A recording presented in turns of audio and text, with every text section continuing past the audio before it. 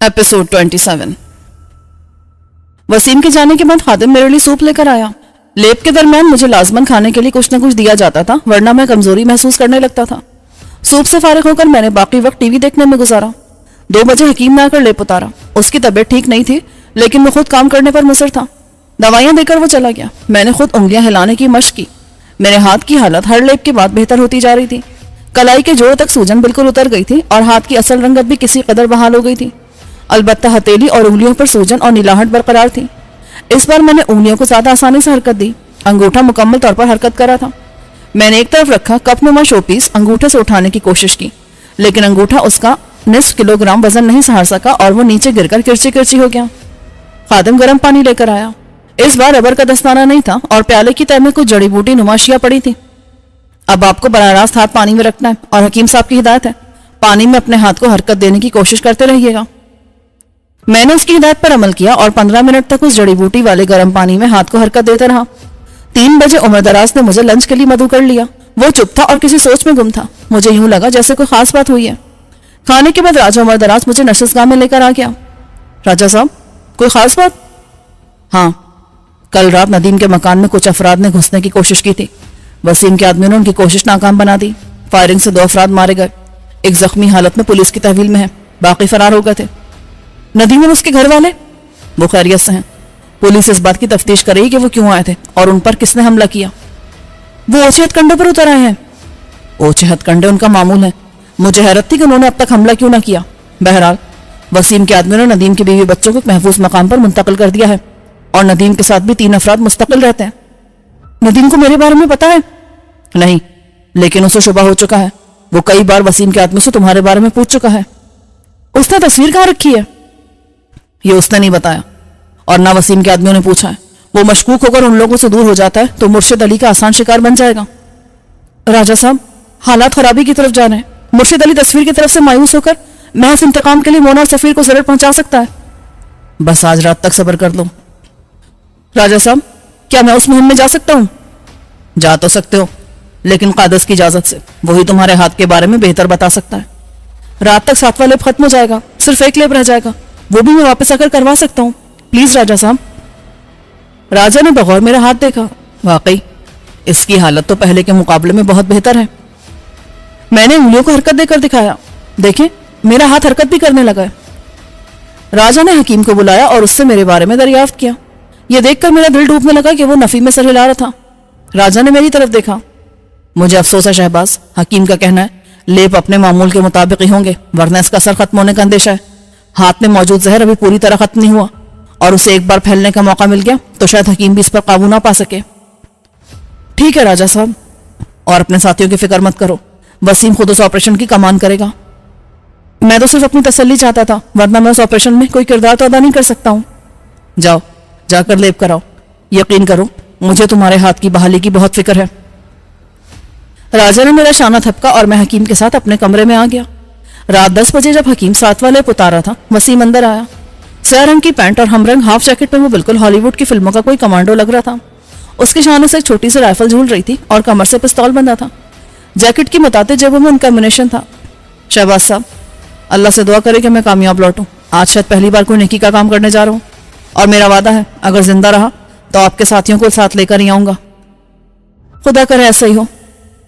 उसके लहजे ने मुझे अंदर से दहला दिया। वो हाथ मिलाकर चला गया। वसीम से वाकफियत चंद दिन की बात थी, लेकिन मैं उससे ऐसी उनसियत महसूस करने लगा था जो बरसों की जान पहचान के बाद होती है। मुझे भूख लग रही थी, मगर रात का खाना मैंने लेप उतरने के बाद खाया। खाना भी मशीनी अंदाज में खाया था, वरना अंदर से ख्वाहिश नहीं थी, बस पेट की मांग थी जिसे पूरा कर रहा था। राजा उमर दराज कोठी में था, लेकिन उसने मुझे रात के खाने पर नहीं बुलाया। मुमकिन है वो रात का खाना जल्द खा लेता हूँ। मैं कोठी के लॉन में निकल आया और रात 12 बजे तक वहीं टहलता रहा, फिर अंदर आया। हकीम ने आखिरी लेप किया। उस वक्त तक हाथ की सूजन तकरीबन उतर चुकी थी और रंगत भी पहले जैसी हो रही थी। हकीम ने बताया कि इस लेप के बाद भी अगर हाथ से नीलगू रंगत खत्म न हुई तो मजीद लेप करना होंगे, क्योंकि ये मरहम हाथ में फैला जहर खींच रहा है। जब तक ये जहर नहीं निकलेगा हाथ पहले वाली हालत में नहीं आएगा। मैं लेट गया, नींद नहीं आ रही थी।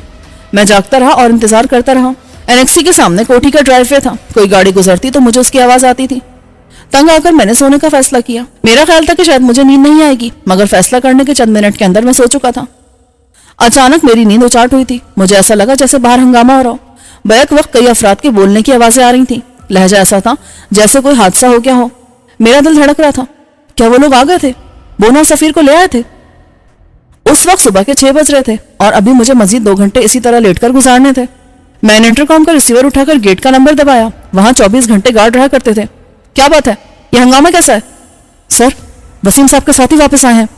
اور وسیم صاحب وہ زخمی ہیں، ان کے ساتھیوں نے اندر لے گئے ہیں. میرے خدا! اچھا سنو، کوئی لڑکی بھی ہے ان کے ساتھ؟ میں ادھر گیٹ پر ہوں اور اتنی دور سے نہیں بتا سکتا. اس نے معذرت کی. میں نے باورچی خانے کا نمبر ملا کر اپنے لیے مامور خادم حضور بخش کو طلب کیا. جی جناب، کچھ لاؤں؟ کچھ نہیں. یہ بتاؤ جو لوگ ہیں ان کے ساتھ کیا ہوا ہے؟ پتہ نہیں صاحب، میں کچن سے آگے نہیں جانتا. آپ کہو تو پتہ کر کے آؤں. ہاں جاؤ اور جلدی آنا. اور دیکھو کوئی لڑکی آئی ہو تو اس کا بھی بتانا. ابھی آیا صاحب.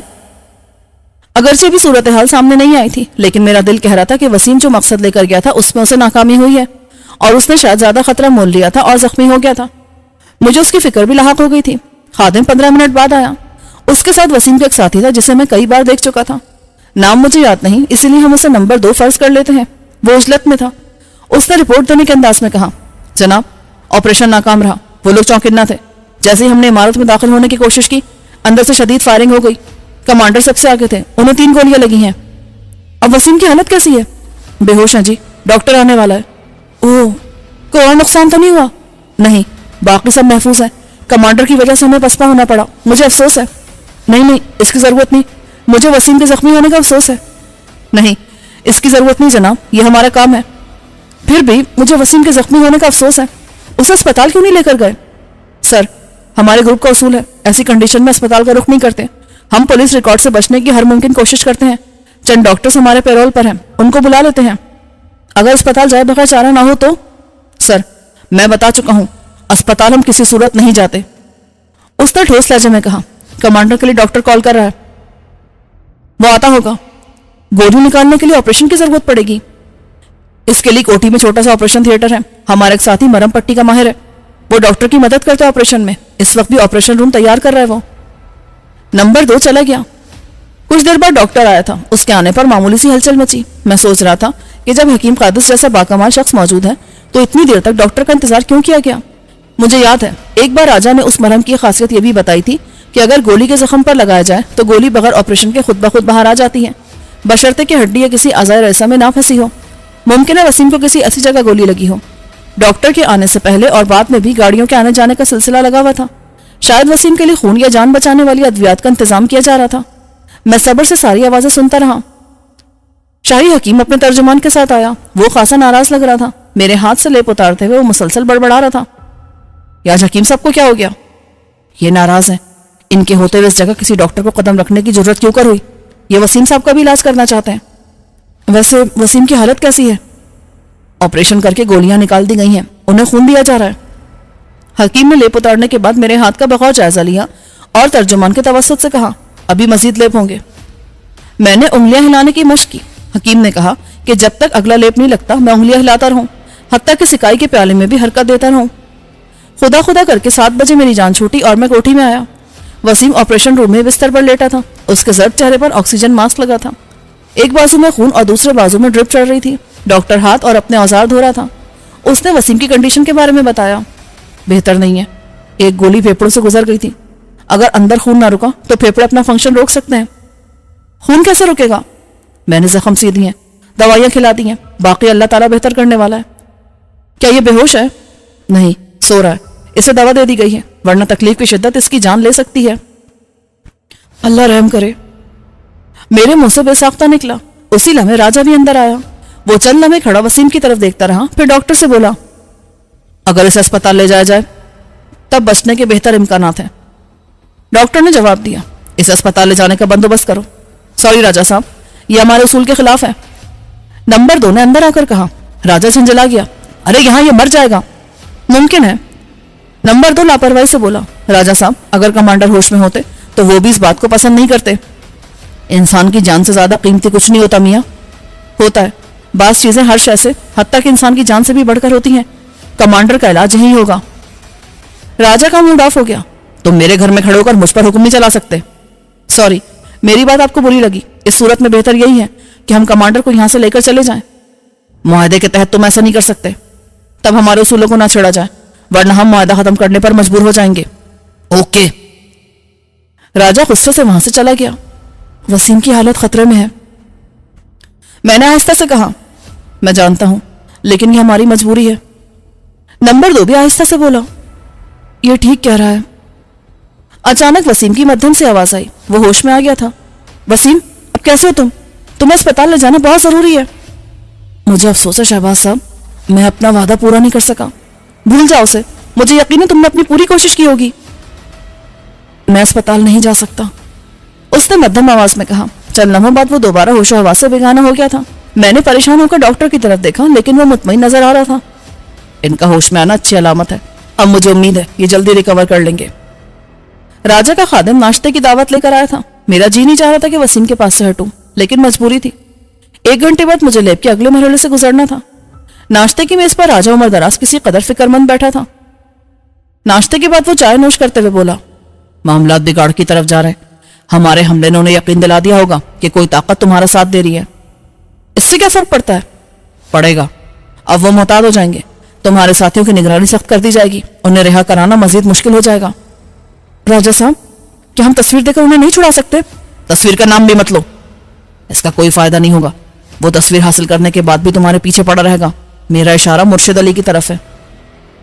کیا ایسا نہیں ہو سکتا کہ ویسی نقلی تصویر بنا کر دے دی جائے؟ مرشد علی ہوتا تو اسے یہ دھوکہ دیا جا سکتا تھا, لیکن ڈیوڈ شاہ کو دھوکہ دینا مشکل ہوگا. وہ تصویر کی اصل سے واقف ہوگا.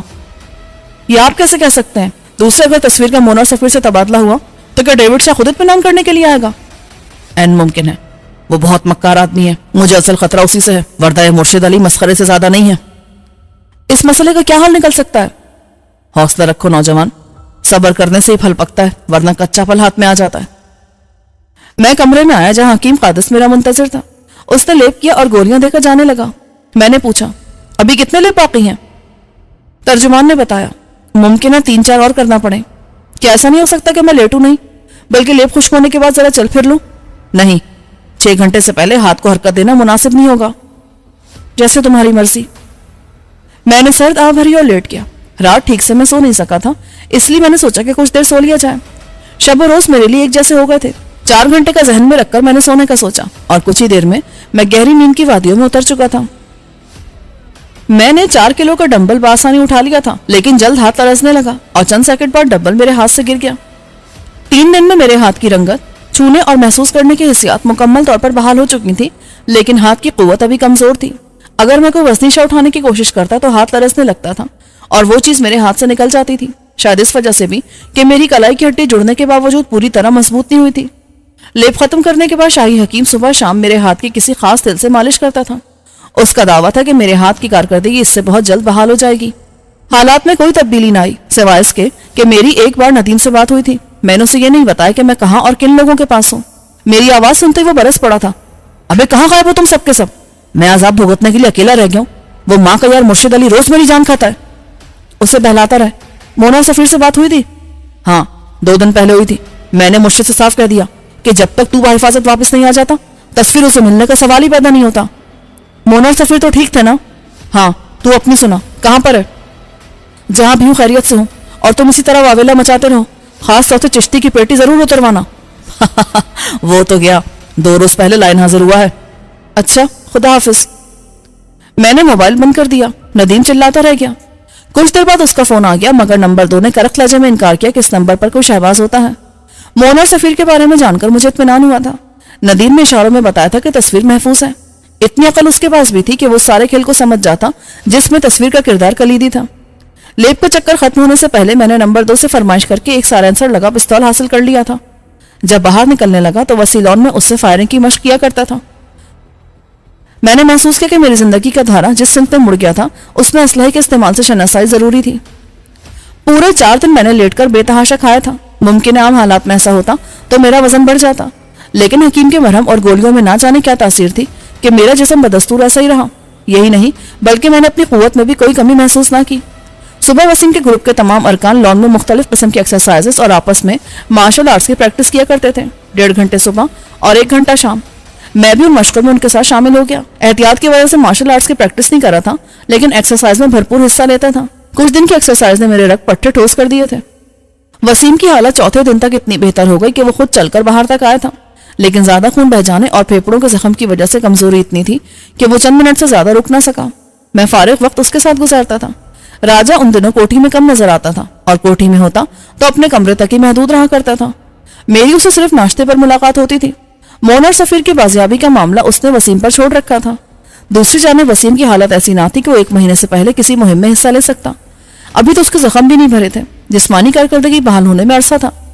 वसीम के आदमी अब दूर से इमारत की निगरानी कर रहे थे जहां मोना और सफीर थे, और उनका दावा था कि वो दोनों अभी तक उसी इमारत में थे। उन्हें कहीं और ले जाने की कोशिश नहीं की गई थी, शायद इसलिए भी कि उस इमारत के हिफाजती इंतजाम सख्त थे और उन लोगों की नाकाम मुहिमजोई से भी ये बात जाहिर थी। मुर्शिद अली ने उस इमारत की हिफाजत के इंतजाम वसीम के अंदाजे से कहीं ज्यादा कर रखे थे। एक शाम एक्सरसाइज से फारिग होकर नहाने के बाद मैं वसीम के पास आ गया। उसे कमरे में मुंतकिल कर दिया गया था और वो सिरहाने से टेक लगाए अपना पिस्तौल साफ करा था। क्या हाल है? बेहतर है। मुमकिन है 1-2 दिन में डॉक्टर चलने फिरने की इजाजत दे देगा। और ये किस चीज की तैयारी है? मैंने पिस्तौल की तरफ इशारा किया। उस वादे की जो मैंने आपसे किया था। यार फिलहाल तुम अपनी सेहत की तरफ तवज्जो दो। सिर्फ यही एक तरीका है, मैं जल्द अज जल्द सेहतियाब हो सकता हूँ। डॉक्टर मेरी प्रोग्रेस से हैरान है। वसीम, वहां हुआ क्या था? गलती मेरी थी। ये पहला मौका था जब मैंने प्रोफेशनलिज्म को नजरअंदाज किया और उसी का खमियाजा भुगतना पड़ा। उसने अपने सीने की तरफ देखा। मैं अंदर कूदा था कि वहां मौजूद मुसल्लह अफराद ने फायरिंग शुरू कर दी। वो सब नातजुर्बेकार जराइम पेश हैं। काश के मुझे गोली ना लगती और मेरे 2 साथी अंदर आ जाते तो मैं उन पर आसानी से काबू पा लेता, लेकिन जख्मी होती मैंने उन्हें अंदर आने से मना कर दिया। मैं भी किसी न किसी तरह बाहर आ गया। मेरी हालत की वजह से मेरे साथी फौरी तौर पर वापस आ गए। काश मैं बेहोश ना होता तो उन्हें रोक देता। उन्होंने बिल्कुल ठीक किया। वसीम, तुम्हारी जिंदगी की अहमियत किसी भी तरह मेरे साथियों से कम नहीं है। उसने किसी कदर ताज्जुब से मेरी तरफ देखा। आप ऐसा समझते हैं? मैं तो सिर्फ एक पेशावर शख्स हूं जिसे मौत के मुंह में जाने के लिए अदायगी की जाती है। मैं ऐसा नहीं समझता। मेरे नजदीक हर इंसान की वक़्त है, बशर्ते कि उसमें इंसानियत हो, वो भी दूसरे इंसान को अहमियत देता हो। शहबाज साहब, बस चंद दिन रुक जाएं। कोई जल्दी नहीं है यार, मैंने सब्र करना सीख लिया है। मैंने उसके बाजू पर थपकी दी। मेरे ऊपर यह कर्ज है। मैंने कहा ना, तुम फिक्र ना करो। मेरे ज़हन में 1-2 दिन से खिचड़ी पक रही थी और इस सिलसिले में मैंने राजा उमर दराज से बात करने का फैसला किया। वो अपने कमरे में था। मैंने उसे पैगाम भिजवाया। कुछ देर बाद वो ड्राइंग रूम में मेरे सामने था। खैरियत? तुमने फौरी मुलाकात का पैगाम भेजा था? राजा साहब, मैं फारिग बैठे बैठे तंग आ गया हूं। तो बाहर निकलो, घूमो फिरो, बस एहतियात करता। मैं घूमना फिरना नहीं, अपने साथियों के लिए कुछ करना चाहता हूँ। उसके लिए तो वसीम और उसके साथी। कता कलामी की माफी राजा साहब। वसीम अभी 2-3 हफ्ते तक किसी मुहिम में हिस्सा लेने के काबिल नहीं है और उसके साथी महज जिस्म है। दिमाग के बगैर वो हरकत नहीं कर सकते। मेरे साथी इतनी देर मुर्शिद अली की कैद में रहे, ये मुझे किसी सूरत गवारा नहीं। तब तुम क्या चाहते हो? मैं सबसे पहले उस जगह का मुआयना करना चाहता हूँ जहां मेरे साथी कैद हैं। ये काम खतरनाक हो सकता है। मुझे लग रहा है अब मेरी जिंदगी खतरों में ही गुजरेगी। मैंने कुछ और सोचा था कि जब तक तुम्हारा वकील ये मसला हल नहीं कर लेता तुम्हें बैरून मुल्क भिजवा दूं। जब तक मुना और सफीर कैद में है मैं कहीं नहीं जा सकता। ओके, मैं वसीम से कह देता हूं, वो मतलूबा हिदायत जारी कर देगा। मुझे वसीम के साथियों की जरूरत नहीं है, मुझे सिर्फ वो जगह दिखा दी जाए। शहबाज, तुम कोई जज्बाती कदम नहीं उठाओगे। जो तुम्हारे साथ मुझे भी। आप बेफिक्र हैं राजा साहब। रात 12 बजे मैं और वसीम के 2 साथी एक स्याह शीशों वाली जीप पर सवार होकर निकले। राजा मदरास की कोठी निस्बतन अलग थलग जगह पर थी। इस्लामाबाद की दूध से गुजरते हुए ड्राइवर ने रफ्तार कम रखी थी क्योंकि मुकर्रर रफ्तार से जरा तेज होते ही ट्रैफिक पुलिस पीछे लग जाती थी। अलबत्ता जब इस्लामाबाद की हदूद से निकल गए तो उसने बेफिक्री से जीप दौड़ाई। फतेहजंग के नजदीक पहुंचकर उसने जीप सड़क से उतारी और कच्चे रास्ते पर सफर करते हुए एक छोटे से जंगल तक आन पहुंचे।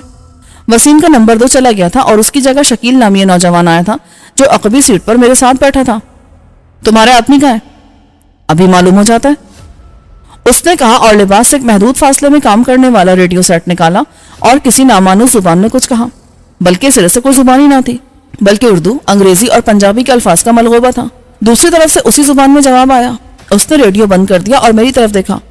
3 साथी 3 अतराफ से कोठी की निगरानी कर रहे हैं। 12 घंटे बाद उनकी ड्यूटी बदल जाती है। उनमें से एक अभी इस तरफ आएगा। वो आने जाने वालों को भी देखते हैं? हाँ, क्योंकि वो आने जाने वालों का मुकम्मल रिकॉर्ड रख रहे हैं। उनके पास दिन और रात में निगरानी करने वाले आलात हैं। तुम लोग साइंटिफिक अंदाज में काम करते हो। यही वजह है हमें कम नाकामी का मुंह देखना पड़ता है और हमारी एक साख है। चंद लम्हे बाद नजदीक से झींगर के बोलने की आवाज आई। जवाब में शकील ने भी वैसी आवाज निकाली जो हैरत अंगेज तौर पर झींगर के बोलने से मुशाबह थी। मुझे बाद में पता चला उनके पास ऐसी सीटियां थी जिनमें से फूंक मारने से झींगर के बोलने जैसी आवाज निकलती थी। क्योंकि जीप के अंदर तारीकी थी इसीलिए मैं शकील को सीटी बजाते नहीं देख सका। एक साया जीप के नजदीक आया।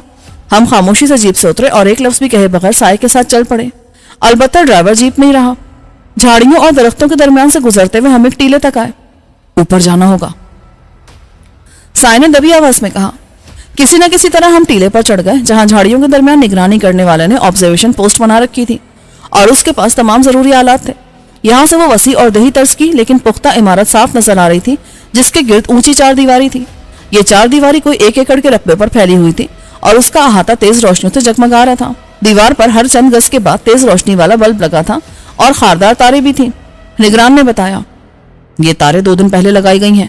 आदमियों का भी इजाफा कर दिया गया है। अब इस इमारत में कम से कम 1.5 दर्जन मुसल्लह अफराद हैं। मेन गेट पर हम वक्त 2 अफराद रहते हैं और इमारत पर भी 6-7 अफराद का मुस्तकिल पहरा है। टीला इमारत से कोई 500 गज के फासले पर था और इतनी दूर से महज आंख से निगरानी नामुमकिन थी, लेकिन उस जगह से इमारत और उसके अहाते का बेशतर हिस्सा बड़ी अच्छी तरह नजर आ रहा था। मैंने दूरबीन मांगी, उसने मुझे आम दूरबीन दी। नाइट विजन की जरूरत ना थी। इमारत वालों ने रोशनी का माकूल इंतजाम कर रखा था। एक तरफ अहाते में दीवार के साथ चंद कोठरियां बनी थी। मैंने दूरबीन आंखों से लगाई तो अहाता जैसे चंद गज के फासले पर आ गया। दूरबीन बेहद ताकतवर थी। अहाते में गेट से कुछ फासले पर 4-5 गाड़ियां और चंद मोटरसाइकिलें खड़ी थी।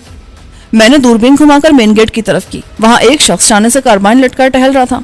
यह पुरानी साख्त की गन थी। अलबत्ता अहाते में इमारत के गिर्द मौजूद अफराद के पास जदीद साख्त की राइफलें थी। इमारत एल की शक्ल में थी और उसकी सीधी साख्त मेरे सामने थी, यानी एल का कोना मेरी तरफ था।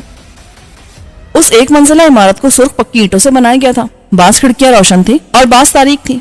मैं रोशन खिड़कियों में देखने लगा। गर्मी की वजह से खिड़कियां खुली थी और उन पर से पर्दे भी हटे हुए थे। एक कमरे में घनी मूछों वाला शख्स शराब नोशी में मसरूफ था। हुलिये और लिबास से वो बदमाश लग रहा था। अचानक खिड़की के सामने एक लड़की आई। उसने मुख्तसर सा लिबास पहन रखा था। उसे पुष्ट की तरफ से देखकर एक लम्हे के लिए मेरे दिल की धड़कन रुक गई, क्योंकि पीछे से वो मोना से बेहद मुशाबा लग रही थी। खासतौर से उसके लेयर कट बाल बिल्कुल मोना जैसे थे। लेकिन जब सोफे पर बैठे हुए बदमाश ने उसे अपनी तरफ खींचा और उसका चेहरा सामने आया तो मैंने सुकून का सांस लिया। वो मोना नहीं थी, बल्कि सूरत से बाजारी खद्दोखाल रखने वाली औरत नजर आ रही थी। उसके अतवार और लिबास भी उसकी गवाही दे रहे थे। फिर मैं दूसरी रोशन खिड़कियों में झांकने लगा। एक खिड़की के सामने मेरे हाथ रुक गए। एक खिड़की के सामने आते मेरी नजर ठहर गई। वो बिलाशुबा मोना थी। दोनों हाथों से खिड़की की सलाखें थामे वो आसमान की तरफ देख रही थी। उसका सता हुआ चेहरा उन मसाइब और आलाम का आईनादार था जो उस पर गुजर रहे थे। वैसे वो ठीक ठाक लग रही थी। मैंने दूरबीन को मजीद फोकस करते हुए उसका जायजा लिया। मेरा दिल कटने लगा। मेरे प्यारे सिर्फ मेरी वजह से कितनी परेशानी उठा रहे थे। अचानक उसके अकब से सफीर नमूदार हुआ और उसने मोना के शाने पर हाथ रखकर कुछ कहा तो वो उसके शाने से सर टिकाकर रोने लगी। उसका हिचकोले लेता जिस्म गवाही दे रहा था। सफीर उसे तसल्ली देने लगा। एपिसोड 28। मैंने मोना और सफीर पर से दूरबीन हटाई और अहाते का जायजा लेने लगा। साथ ही मैंने निगरान से पूछा, तुम्हारे बाकी 2 साथी कहाँ हैं? उन्होंने दूसरे मकामात पर पोस्टें बना रखी हैं। एक इमारत के दूसरी जानिब है और दूसरा उस रास्ते की निगरानी करता है जो पक्की सड़क से हवेली की तरफ आता है। मुमकिन है इमारत तक आमदरफ्त के लिए कोई और रास्ता भी इख्तियार किया जाता हो? नहीं, इतने दिन की निगरानी से बात हतमी तौर पर साबित है। यही एक रास्ता है जो शुमाल में पक्की सड़क तक जाता है। 2 दर्जन अफराद के लिए रोजाना सामान आता होगा, खासतौर से दूध, अंडे, गोश्त जैसी चीजें तो रोजाना दरकार होती हैं। एक सुजुकी पिकअप रोज सप्लाई करके जाती है। क्या उस पिकअप को ट्रैक करके अंदर जाना मुमकिन नहीं? मैंने उसका जायजा लिया है, लेकिन यह काम यूं बेहद मुश्किल है कि पिकअप खुली होती है और ड्राइवर अकेला होता है। गेट के निगरान उसकी सूरत देखकर ही दरवाजा खोलते हैं। इसके अलावा कोई और आमदोरफ्त? हर दूसरे तीसरे दिन बुर्कापोश औरतों को लेकर एक गाड़ी आती है, आमतौर से रात के वक्त, और सुबह सवेरे चली जाती है। तुम्हारा मतलब पेशावर औरतें? इम्कान तो यही है, वरना से इमारत में इस तरह औरतों के आने का क्या जवाब हो सकता है? शकील बोला। मैंने निगरान से पूछा, क्या आज भी बुर्कापोश औरतें आई थी? जी जनाब, रात 9 बजे कार में 4 बुर्कापोश औरतें आई थी। उस वक्त वो अहाते के साथ मौजूद कोठरियों में है। मैंने दूरबीन उस तरफ घुमाई। दीवार के साथ 6-7 कोठरियां थी। कच्ची मिट्टी से बनी इन कोठरियों पर टीन की शीटें पड़ी थी। जब मैं देख रहा था तो एक शख्स सिर्फ धोती में बाहर निकला और एक तरफ बने बाथरूम में चला गया। अचानक एक और कोठरी का दरवाजा खुला और उसमें से एक औरत निकलकर भागी। उसके बदन पर लिबास नाम की कोई शय न थी, मगर उसे चंद कदम से आगे जाना नसीब न हुआ। कोठरी से 2 मर्द चीते की तरह झपटे और उसे किसी बकरी की तरह दबोच कर ले गए। अगर वो राजी खुशी आने वाली पेशेवर औरतों में से थी तो उसके इस तरह भागने की क्या जरूरत थी? क्या उन लोगों ने किसी औरत को कैद कर रखा था और उसकी बेहुरमती कर रहे थे? ये बात मैंने निगरान से पूछी तो उसने नफी में जवाब दिया। 1 हफ्ते के दौरान में मैंने तो किसी औरत को नहीं देखा सिवाय मोना बीबी के। आप इस मामले में सर न खपाएं शहबाज साहब, ये बताएं कि अब हमें क्या करना है? शकील बोला, हमला। मैंने फैसलाकुन लहजे में कहा, सुबह जब ये औरतें वापस जाएंगी तो हम उन्हें ट्रैप कर लेंगे और फिर उनके बुर्कों में वापस आएंगे। रात भर अय्याशी के बाद ये बेखबर सो रहे होंगे और हम बासानी उन पर काबू पा सकते हैं। ये सब इतना आसान नहीं है। अंदर 1.5 दर्जन के करीब मुसल्लह अफराद हैं, उनमें से 6-7 हर वक्त पहरे पर रहते हैं। बेखबरी में हमला करके हम उन पर काबू पा सकते हैं। फिर इन जगहों से हमारी मदद की जाएगी जहां से इमारत की निगरानी होती है। तुम लोगों के पास दूरमार राइफलें तो होंगी। शहबाज साहब, इस किस्म के मंसूबे इस तरह नहीं बनते। हमें पूरी प्लानिंग के बाद हमला करना होगा। नहीं, हमला आज ही होगा, ये मत भूलो। तुम सब मेरे चार्ज में हो। अच्छा, जैसे आपकी मर्जी, शकील ने बेबसी से कहा। कोठी से 5 अफराद, कम से कम 3 अच्छे निशानेबाज हों और दूरमार राइफलें हों। बाकी असला तुम अपनी सावधीत पर ला सकते हो। मेरा जहन तेजी से काम करा था। 4 अफराद मेरे साथ जाएंगे, 4 बुर्कापोश होंगे और 1 कार की डिक्की में होगा। जैसे ही हम अंदर जाएंगे सबसे पहले मेन गेट वालों को शूट करना होगा। हमारे पास खामोश पिस्तौल भी होने चाहिए। मैं समझ गया। एक और तजवीज है, एक तेज कार में कम से कम 4 अफराद पीछे हों। जैसे ही गेट वाले मारे जाएं वो भी अंदर आ जाएं। ये बेहतर रहेगा। मैंने खुश होकर कहा। मोना शफीर को बेकसी की हालत में कैद देखकर मेरा दिल तड़प के रह गया था और मैं हर खतरा मोल लेकर उन्हें मुर्शिद अली के चुंगल से आजाद कराने का फैसला कर चुका था। शकील आदमी और असलहा लेने चला गया। मैं वहीं रुक गया। दूरबीन से वक्फे वक्फे से इमारत का जायजा ले रहा था। निगरान ने मुझे थर्मास से कॉफी निकाल कर दी। सॉरी सर, कॉफी बासी हो चुकी है। कोई बात नहीं, कॉफी है, काफी है। मैंने कप ले लिया। मेरा जहन उस प्लान में उलझा था। दर हकीकत मुझे भी एहसास था कि मैंने कोई बहुत अच्छा मंसूबा नहीं बनाया है। यह बेहद रिस्की था और कामयाबी गैर यकीनी थी। अलबत्ता एक बात यकीनी थी कि हमले की सूरत में दोनों तरफ से कई जाने जा सकती थी। बहरहाल हालात ने मुझे इस रुख पर पहुंचा दिया था कि मैं अपने साथियों को छुड़ाने के लिए दुश्मन का खून बहाने के लिए भी तैयार था। सबसे ज्यादा खतरा गेट के अफराद से था। अगर वो खतरा भांप जाते तो काम बेहद मुश्किल हो जाता। हमें उल्टा लेने के देने पड़ सकते थे। उन्हें खामोशी से काबू करना बेहद जरूरी था। सुबह के 4 बज रहे थे। शुरू में आते हुए 5-6 मुसल्लह अफराद थे। उनकी ड्यूटियां बदल रही थी। अंदर से कोई एक आता तो उसकी जगह कोई दूसरा चला जाता और जाने वाला भी आराम नहीं करता था। नतीजा ये निकला कि सुबह 4 बजे तक सिर्फ 2 अफराद बाहर थे और वो भी सुस्त अंदाज में इमारत के सामने वाले हिस्से में टहल रहे थे। उस वक्त रेडियो पर शकील के आने का इशारा मिला। मैंने उसे अपनी जगह रुकने को कहा और खुद निगरान के साथ टीले से उतरकर शकील के पास पहुंच गया। इस बार जीप में 4 अफराद मजीद थे। एक और जीप में 4 अफराद सड़क के पास थे। निगरान को वापस भेजकर मैं शकील और दूसरे अफराद के साथ सड़क तक आया जहां दूसरी जीप एक दरख्तों के झुंड के अकब में छुपी हुई थी। मुझे और शकील को मिलाकर कुल 10 अफराद थे। टीले वाला निगरान माहिर निशानची था और उसके पास दूरमार राइफल भी थी। बाकी 2 निशानची और दूरमार राइफलें शकील अपने साथ लाया था। उन्हें दूसरी पोस्टों पर भेज दिया गया और उनके निगरान हमारे साथ आन मिले। हम सबके पास मुख्तसर फासले पर काम करने वाले रेडियो सेट थे जिनसे मुंसलिक हेडफोन और माइक हमारे सरों पर चढ़े थे। तमाम आलात की अमली मशक कर ली गई। हमें बुर्कापोश लड़कियों वाली गाड़ी को रोकना होगा। लड़कियों को उतारकर उनके बुर्के 4 अफराद पहनेंगे। अगर कार हुई तो एक आदमी डिक्की में छुपेगा। मैंने उन्हें ब्रीफ किया। मेरी एक तजवीज है सर। शकील बोला, ड्राइवर के साथ फ्रंट पर एक लड़की को बिठा दिया जाए। मेरे जहन में भी यह ख्याल आया था, लेकिन काम रिस्की है। लड़की भांडा फोड़ सकती है और एक आदमी भी कम हो जाएगा। अगर मेन गेट के गार्ड्स को शक हो जाए तो उसे फौरन शूट कर दिया जाए और अंदर जाने वाले तमाम अफराद के पास खामोश पिस्तौल होने चाहिए। असलहे की क्या पोजीशन है? सर, सबके पास खुद का राइफलें और पिस्तौल हैं। पहले अंदर जाने वाले 4 या 5 अफराद के लिए साइलेंसर लगे पिस्तौल हैं। चंद दस्ती बम भी हैं। बम उन्हें दो जिन्हें इस्तेमाल करने आते हैं। क्या कोई बेहोश करने वाला गैस का बम नहीं है? सॉरी सर, उसका ख्याल नहीं रहा। शकील ने माजरत की। कोई बात नहीं, एक बात याद रखें, आपकी जान और यरगमालियों की जान सबसे मुकद्दम है। लिहाजा जैसे कोई मुसल्ला फर्द नजर आए उसे बिला वार्निंग शूट कर दें। Yes sir. निगरानों की तरफ से इशारा मिलती हमें हरकत में आ जाना होगा।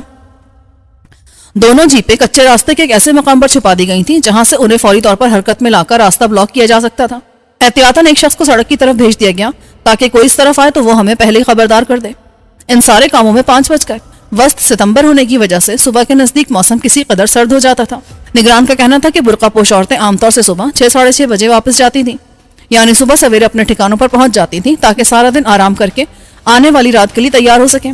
शकील खाने पीने का सामान साथ लाया था। मैंने चंद बिस्किट और कॉफी ली। रात का खाना भी मैंने हल्का लिया था। इस वजह से मुझे हल्की सी भूख महसूस हो रही थी और मैं पूरी तरह चाको चौबंद था। وقفے وقفے سے میں کلائی پر بندھی گھڑی پر نظر ڈالتا تھا. منٹ کی سوئی رفتہ رفتہ 12 کی طرف بڑھ رہی تھی. آخر 6 بج گئے. صبح کی روشنی نمودار ہو چکی تھی اور ارد گرد کے درختوں پر پرندے چہچہاتے ہوئے اپنی روزی کی تلاش میں روانہ ہو رہے تھے. ابھی تک نگرانوں میں کسی کی جانب سے اشارہ نہیں ملا تھا. میرے دل میں خدشات جاگنے لگے. ممکن ہے عورتیں زیادہ تھکن کی وجہ سے واپس جانے کے بجائے یہیں رک جائیں. اس صورت میں ہمارا پلان ہی فیل ہو جاتا. میں بےتاب ہو کر ٹیلے والے نگران سے بات کرنے جا ہی رہا تھا کہ میرے ایئر فون میں اس کی آواز آئی. سر، عورتیں کار میں سوار ہو رہی ہیں، ان کے ساتھ ایک بوڑھا ڈرائیور ہے. گڈ، تم ہوشیار رہنا اور ٹائمنگ کا خیال رکھنا. ڈونٹ وری سر. دونوں جیپوں کے ڈرائیور تیار تھے. اشارہ ملتے وہ جیپیں لا کر راستہ بند کر دیتے. ایئر فون سے آواز آئی. کار گیٹ سے نکل رہی ہے. اس میں ڈکی ہے؟ جی سر، خاصی بڑی ہے. ساتھیوں تیار ہو جاؤ. پرانے ماڈل کی یہ بڑی سی سیاہ کرولا کچے راستے پر ہچکولے کھاتی نمودار ہوئی. جیسے ہی وہ ایک خاص فاصلے تک آئی، میرے اشارے پر جیپ حرکت میں آئی اور اس نے راستہ بلاک کر دیا. سیاہ کار رکتے ہوئے بھی جیپ کے نزدیک جا پہنچی تھی. بوڑھے ڈرائیور نے خطرہ بھانپ کر کار کو بیک کرنا چاہا، لیکن اسی اثنا میں دوسری جیپ جھاڑیوں سے نکل کر اس کی واپسی کا راستہ بھی بند کر چکی تھی. آنن فانن 4 مسلح ساتھیوں نے کار کو گھیرے میں لے کر سب سے پہلے ڈرائیور کو اتارا اور کار کے بونٹ پر الٹا لٹا دیا. وہ اس کی تلاشی لینے لگے. باقی 2 افراد نے عورتوں کو نیچے اترنے کو کہا تو وہ چلانے لگی. نہیں، ہم نہیں اتریں گے. بکو مت. ایک عورت کو گھسیٹ کر نیچے اتارا گیا تو باقی خود ہی اتر آئیں. ان کے جسم کانپ رہے تھے. میں نے حکم دیا، اپنے برقع اتارو. جس نے 1 منٹ سے زیادہ لگایا اسے گولی مار دی جائے گی. پلیز ہمیں مت مارو، ہم نے کیا کیا ہے؟ وہ گڑ گڑاتے ہوئے برقع اتارنے لگی. منٹ سے بھی پہلے چاروں برقع زمین پر ڈھیر تھے. برقع پردے کے لیے نہیں تھے بلکہ وہ اپنی شناخت چھپانا چاہتی تھی. ایک تو اپنی شرٹ کے بٹن بھی کھول رہی تھی. میں نے اسے سخت لہجے میں روکا اور اپنے ساتھیوں سے کہا، انہیں جھاڑیوں میں لے جاؤ اور کوئی آواز نکالے تو گولی مار دینا. ہم بالکل نہیں بولیں گے. ایک 17-18 سال کی عورت بولی. کم سنی کے باوجود اس میں لڑکیوں والی کوئی بات نہ تھی. 2 افراد انہیں ہکا کر جھاڑیوں میں لے گئے. 3 افراد کا انتخاب میں پہلے ہی کر چکا تھا. یہ تینوں چھریرے جسم کے مالک تھے. مناسب قد کے ساتھ برقعے میں ان کی مردانگی چھپ سکتی تھی. جس کی آنکھیں خوبصورت تھیں اسے اگلی سیٹ پر بیٹھنا تھا. اس دوران میں جبکہ ہم نے برقعے پہنے، شکیل خاص زبان میں عمر رسیدہ ڈرائیور کو سمجھا رہا تھا کہ وہ کوئی غلط حرکت کر کے مقررہ وقت سے پہلے مرنے کی کوشش نہ کرے. اس نے لرزتی آواز میں کہا، میں کوئی حرکت نہیں کروں گا، مجھے مت مارنا، میں تو صرف ڈرائیور ہوں. او چاچا شرم کرو، اس عمر میں ان کوٹھے والیوں کی چاکری کر رہے ہو. چاکری کون حرامی کرتا ہے؟ یہ سب میری بھانجیاں ہیں. ابھی تو تم کہتے کہ تم صرف ڈرائیور ہو. شرافت سے کار میں بیٹھو اور یاد رکھنا میں تمہارے پیچھے رہوں گا. کوئی غلط خیال بھی دل میں آئے نا تو پیچھے سے دل میں ہی گولی اتاروں گا. مجھے کہاں لے جا رہے ہو؟ واپس جہاں سے آئے تھے. میں نے نقاب درست کرتے ہوئے کہا، او نہیں جی، میں نہیں جاؤں گا، وہ بڑے ظالم ہیں. ہم بھی کچھ کم ظالم نہیں ہیں. گولی چلا کر دکھاؤں؟ نہیں جی، میں جاؤں گا. اس نے دونوں آنکھوں سے پستول دیکھ کر لرزتی آواز میں کہا، گڈ چاچا جی، اب چلو اندر بیٹھو اور واپس چلو. میں نے اسے کار کے اندر دھکیلا اور ہم چاروں بھی سوار ہو گئے. میرے منع کرنے کے باوجود شکیل ڈکی میں لیٹ گیا. یہ اندر سے بآسانی کھل سکتی تھی. میں چاہتا تھا کہ وہ بعد میں آنے والی جیپ پر سوار ہوں، مگر وہ نہیں مانا. دوسری جیپ میں 4 افراد تھے. ایک کو لڑکیوں پر نگرانی کے لیے چھوڑ دیا گیا تھا. جیسے ہی کار آگے بڑھی میں نے ریڈیو پر نگرانوں کو ہوشیار رہنے کا کہا. ان کا کام یہ تھا کہ جیسے ہی اندر مارکا گرم ہو، یہ سامنے سے آنے والے مسلح افراد کو دور مار رائفل کا نشانہ بنائے. میں درمیان میں تھا کیونکہ میری جسامت باقی 3 کی نسبت زیادہ تھی اور مجھ پر شک کیا جا سکتا تھا. لیکن شک تو کار کے واپس آنے پر بھی ہو سکتا تھا. جیسے جیسے عمارت نزدیک آ رہی تھی میرے دل کی دھڑکن تیز ہوتی جا رہی تھی. کار پھاٹک کے سامنے رکی. ڈرائیور نے ہلکا سا ہارن دیا. میں نے اسے تیز ہارن دینے سے منع کیا تھا تاکہ اندر والے نہ چونکے. اوئے تو پھر آ گیا، کی گل ہے؟ ایک جاہل لہجے والے شخص نے باہر جھانک کر کہا، ایک بی بی کا ہار اندر رہ گیا ہے، وہ لینا ہے. ہار یا کچھ اور؟ جاہل شخص فحش انداز میں بولا، یہ ہار بھولنے والی تو نہیں ہے. او وقت خراب مت کرو، دروازہ کھولو، ابھی واپس بھی جانا ہے. دروازہ تو اب نہیں کھلے گا. جس موہنی کا ہار ہے وہ پاپا اندر جا کر لے آئے. وہ چھوٹا گیٹ کھول کر باہر آیا. اگر وہ نہیں جا سکتی تو بازگوں میں لے جاتے ہیں. بکواس مت کرو، مجھے میاں صاحب سے شکایت کرنی پڑے گی. بی بی پیدل نہیں جا سکتی، رات بھر کی تھکی ہوئی ہے. بوڑھوں نے ناراضگی سے کہا. وہ شخص جاہل ضرور تھا لیکن احمق نہیں. نزدیک آتے اسے شک ہو گیا تھا اور اس نے اپنے شانے سے لٹکی رائفل کی طرف ہاتھ بڑھایا ہی تھا کہ ہلکی سی آواز کے ساتھ اس کی پیشانی میں سوراخ ہو گیا. میرے برابر والے نے اتنی مہارت سے اس کا نشانہ لیا تھا کہ مجھے بھی آواز آنے تک پتہ نہ چلا کہ اسے کس نے گولی ماری ہے. اس کے گرتے ہم تینوں پھرتی سے کار سے نیچے اتر آئے. مقتول کے گرنے کی آواز نے اس کے ساتھی کو چونکا دیا. وہ اضطراری طور پر سامنے آیا ہی تھا کہ میرے ساتھی نے اسے بھی جہنم رسید کر دیا. تمہارا نشانہ تو واقعی لاجواب ہے، میں نے کہا اور دونوں لاشیں گھسیٹ کر گیٹ کے ساتھ ڈالنے کی ہدایت کی اور نگران سے پوچھا، کیا صورتحال ہے؟ صاف ہے، دونوں افراد پھاٹک سے دور ہیں، انہیں گیٹ کی صورتحال کا علم نہیں ہے. गुड, मैंने कहा और फाटक से अंदर दाखिल हो गया। ड्राइवर के बराबर वाले शख्स ने उसके सर पर पिस्तौल का दस्ता मारकर उसे बेहोश कर दिया था। हम चारों तेजी से अंदर दाखिल हुए। निगरान मेरी रहनुमाई कर रहा था। एक पहरेदार कोठरियों वाली सिमत की तरफ गया है, अब इमारत के सामने वाले हिस्से में आ रहा है। मैंने 2 अफराद को उससे निमटने भेजा और इमारत की तरफ बढ़ा। मेरे साथ शकील था, एक साथी दूसरे गार्ड की तरफ भेजा था। मैं खुद उस खिड़की की तरफ बढ़ा था जिसमें मुझे मोना और सफीर नजर आए थे। मैंने खिड़की से अंदर झांका तो मुझे धचका लगा। कमरा खाली नजर आ रहा था। मजीद तसल्ली के लिए मैंने खिड़की के ऊपर चढ़कर अंदर देखा। कमरा वाकई खाली था। वो दोनों वहां नहीं थे। क्या उन्हें इस कमरे से कहीं और मुंतकिल कर दिया गया था या फिर इस जगह से उन्हें कहीं और ले जाया गया था? लेकिन नहीं, रात भर तो मैं खुद यहाँ की निगरानी करता रहा था। इस जगह से कोई बाहर नहीं गया था। मोना और सफीर को लाजमन इमारत के अंदर होना चाहिए था। गार्ड्स की तरफ भेजे जाने वाले अफराद ने यके बाद दिगरे उन्हें ठिकाने लगाए जाने की इत्तला दी थी। निगरान ने भी यही बताया था कि अब अहाते में दुश्मन का कोई मुसल्लह फर्द नहीं था। जो भी थे वो अंदर ही थे। मजीद 4 साथी इमारत के अहाते में आ गए थे। मैंने बुरका उतार फेंका और इमारत के अंदर जाने की राह तलाश करने लगा। एल के कोने पर मुझे एक दरवाजा नजर आया, लेकिन उसके अंदर कुंडी लगी थी। मैंने कुंडी वाले हिस्से पर पिस्तौल रखकर फायर किया तो हल्की सी आवाज के साथ कुंडी उड़ गई। दरवाजा खुल गया। मैं अंदर दाखिल हो रहा था कि कोठरी की जानिब से किसी ने शॉटगन का फायर किया। यह दुश्मन का फायर था, क्योंकि हम में से किसी के पास शॉटगन नहीं थी। सब होशियार हो जाओ, मैंने माइक में कहा। यह इस किस्म का सिस्टम था कि एक बोलता तो सब उसकी आवाज सुनते थे, क्योंकि रेडियो की फ्रिक्वेंसी यकसा थी। फायर होते ही खलबली मच गई। अंदर से चीखने धाड़ने की आवाजें आने लगी। मैं और शकील अंदर घुसे थे कि एक दरवाजे से वही घनी मूंछों वाला बदमाश नमूदार हुआ जिसे मैंने रात को देखा था। उसके हाथ में खौफनाक सी राइफल थी, लेकिन वो उसे इस्तेमाल करने की हसरत लिए इस दुनिया से रुखसत हो गया। मैंने और शकील ने बैक वक्त फायर किए थे। ना जाने वो किसकी गोली से मरा था। एक इंसान पर फायर करते हुए मेरे हाथ लरस गए थे, लेकिन जल्दी मैंने खुद पर काबू पा लिया। अब इमारत के मुख्तलिफ हिस्सों से फायरिंग की बेतहाशा आवाजें आ रही थी। दर्जन भर आतशी हथियार हलाकत बरसाने में मसरूफ थे। कम से कम 5 अफराद के मारे जाने से दुश्मन की नफरी में खासी कमी आ गई थी, मगर उनकी तादाद फिर भी हमसे ज्यादा थी। शकील, मोना और सफीर को देखो, मैंने उस कमरे में झांकते हुए कहा जिससे घनी मूंछों वाला निकला था। अंदर वही सीमी बदन लड़की बुत बनी बैठी थी। बुत इन मानों में भी कि उसके बदन पर लिबास नाम की कोई शय ना थी। मैंने दरवाजा खींचकर बाहर से बंद कर दिया। यह खासा माकूल और साफ सुथरा हिस्सा था और यहाँ शायद यही 2 अफराद थे। लेकिन तीसरा दरवाजा खुलने के बाद मुझे अपने ख्याल में तरमीम करना पड़ी। उस कमरे के फर्श में खला था जिससे सीढ़ियां नीचे जा रही थी। शकील, इधर कोई तहखाना है? बाहर क्या पोजीशन है? शकील ने किसी से पूछा। 4 मजीद गिरा दिए हैं। एल के बड़े हिस्से की तरफ से ज्यादा मज़ाहमत है। गुड, ज्यादा मज़ाहमत हो तो दस्ती बम इस्तेमाल करना। शकील ने ऑर्डर दिया और मुझे दरवाजे की निगरानी का इशारा करते हुए तहखाने की तरफ बढ़ा। उसने मोहतात अंदाज में अंदर झांका और फुर्ती से पीछे हट गया। अचानक मुझे ख्याल आया, मोना, सफीर, कहाँ हो तुम? हम यहाँ हैं। फौरन ही तहखाने से मोना की आवाज आई, ये शख्स। उसकी आवाज यूं रुक गई जैसे किसी ने उसका मुंह दबा दिया हो। सफीर, मैं चिल्लाया मगर कोई जवाब ना आया। मैं तड़प कर नीचे भागा। शकील ने मुझे रोकने की कोशिश की, लेकिन मैंने उसे एक तरफ धकेल दिया। कई सीढ़ियां बैक वक्त फलांगते हुए मैं नीचे पहुंचा तो मेरी नजर सबसे पहले कुर्सी पर बंधे सफीर पर पड़ी। उसका सर एक तरफ को ढलका हुआ था और मोना गायब थी। मोना, कहाँ हो तुम? तहखाने में एक तरफ पेटियों का ढेर था। मुझे महसूस हुआ कि उस ढेर के अकब में कोई था। मैं राइफल ताने मोहतात कदमों से उस तरफ बढ़ा। अचानक एक जगह से मोना इस तरह सामने आई कि उसकी गर्दन किसी के बाजू में दबी थी और दूसरे हाथ से एक चाकू उसके रुखसार को छू रहा था। कौन हो तुम? छोड़ दो इसे। पीछे हट जाओ वरना मैं इस लड़की का गर्दन उतार देगा। किसी ने पठान लहजे में उर्दू बोली। उसका लहजा मुझे जाना पहचाना लगा।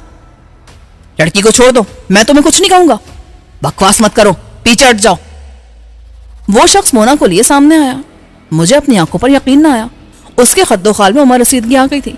सर के बिखरे बाल और दाढ़ी सफेद हो रही थी, लेकिन वो 100% फतेह खान था। दूसरे लम्हे इसकी तस्दीक भी हो गई। उसने मुस्कुरा कर कहा, तुम शहबाज? फतेह खान, मेरी तुमसे पहले भी कोई दुश्मनी नहीं थी और अब भी नहीं है। इस लड़की को छोड़ दो, मैं तुम्हें कुछ नहीं कहूंगा। पहले भी हम बेवकूफ नहीं था और अब भी नहीं हूं। ये पिस्तौल मेरी तरफ फेंक दो वरना मैं मरने से पहले इस लड़की का गला जरूर काट दूंगा। उसका लहजा साफ था। इतने अरसे में यह भी तब्दीली आई थी, लेकिन उसकी सफाक फितरत वैसी थी। मैंने एक नजर सफीर पर डाली। उसका हिलता पेट बता रहा था कि वो जिंदा है। तुमने क्या किया इसके साथ? कुछ नहीं, तस्वीर का पता पूछ रहा था। शोभी, इसने सफीर पर बहुत तशद्दुद किया है।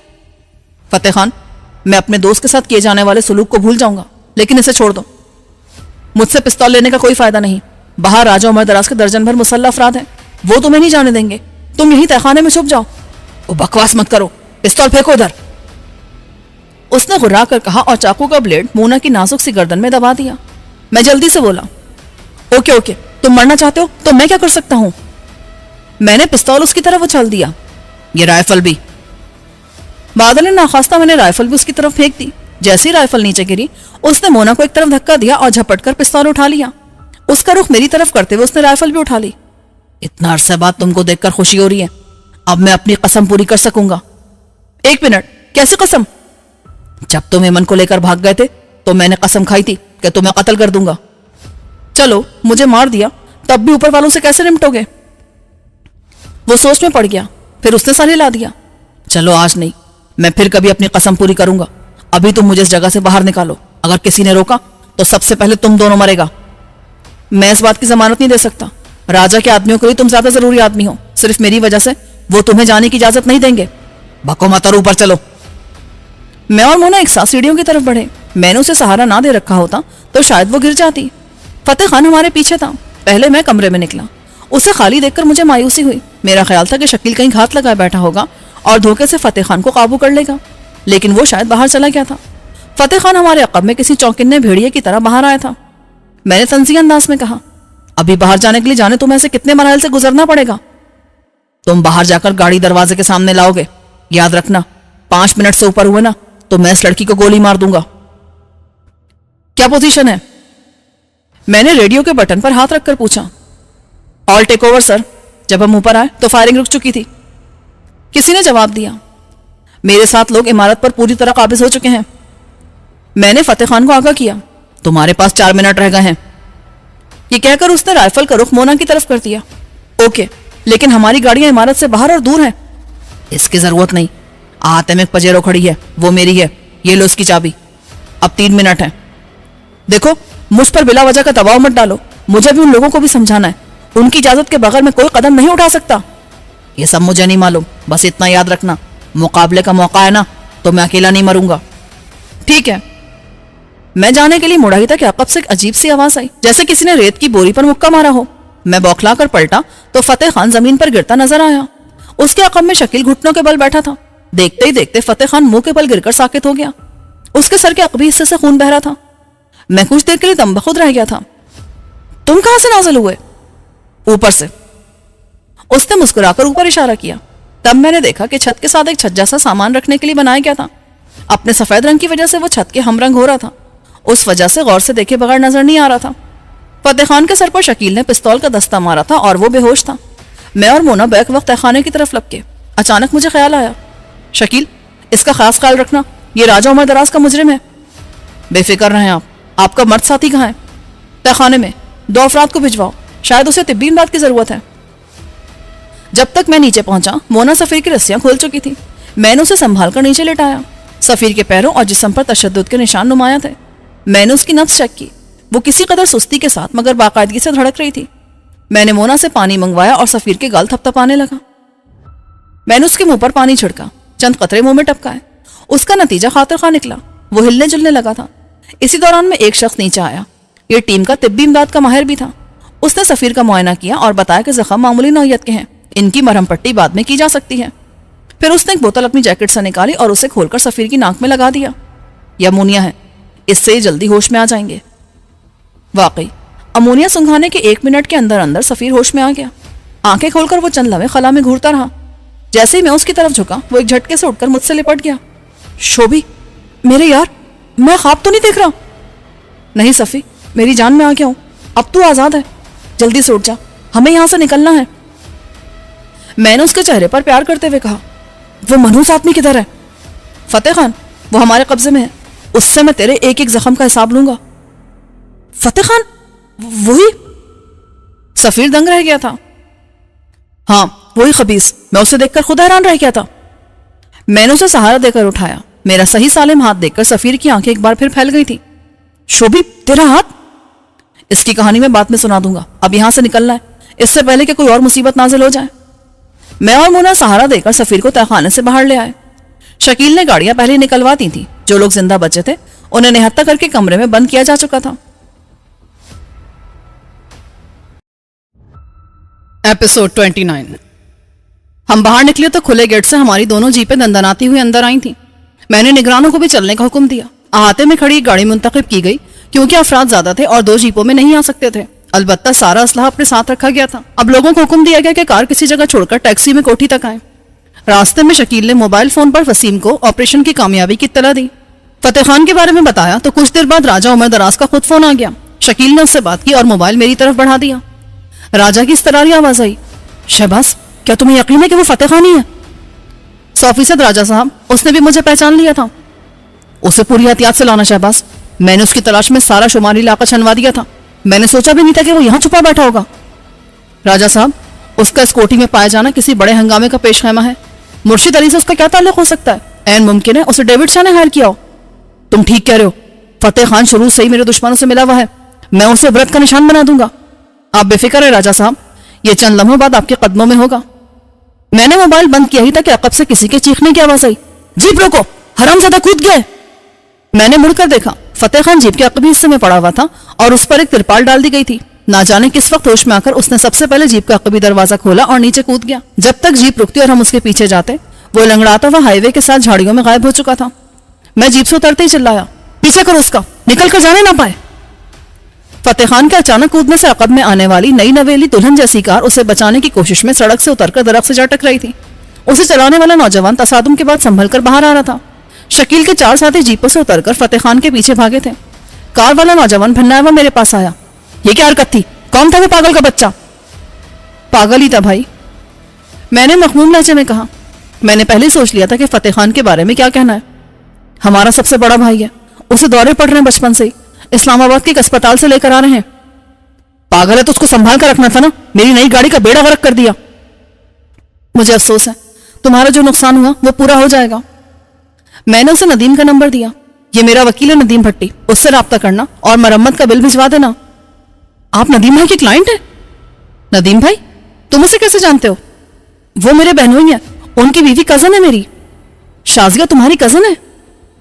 میں نے جان بوجھ کر ندیم کی بیوی کا نام لیا تاکہ اسے یقین ہو جائے. یہ تو اچھی بات ہے, ورنہ ندیم اتنی آسانی سے معاملہ نہیں کرتا. اب آپ شرمندہ نہ کریں, آپ ندیم بھائی کے کلائنٹ ہیں. ویسے بھی کار انشورڈ ہے, انشورنس والے سے خود ٹھیک کرا دیں گے.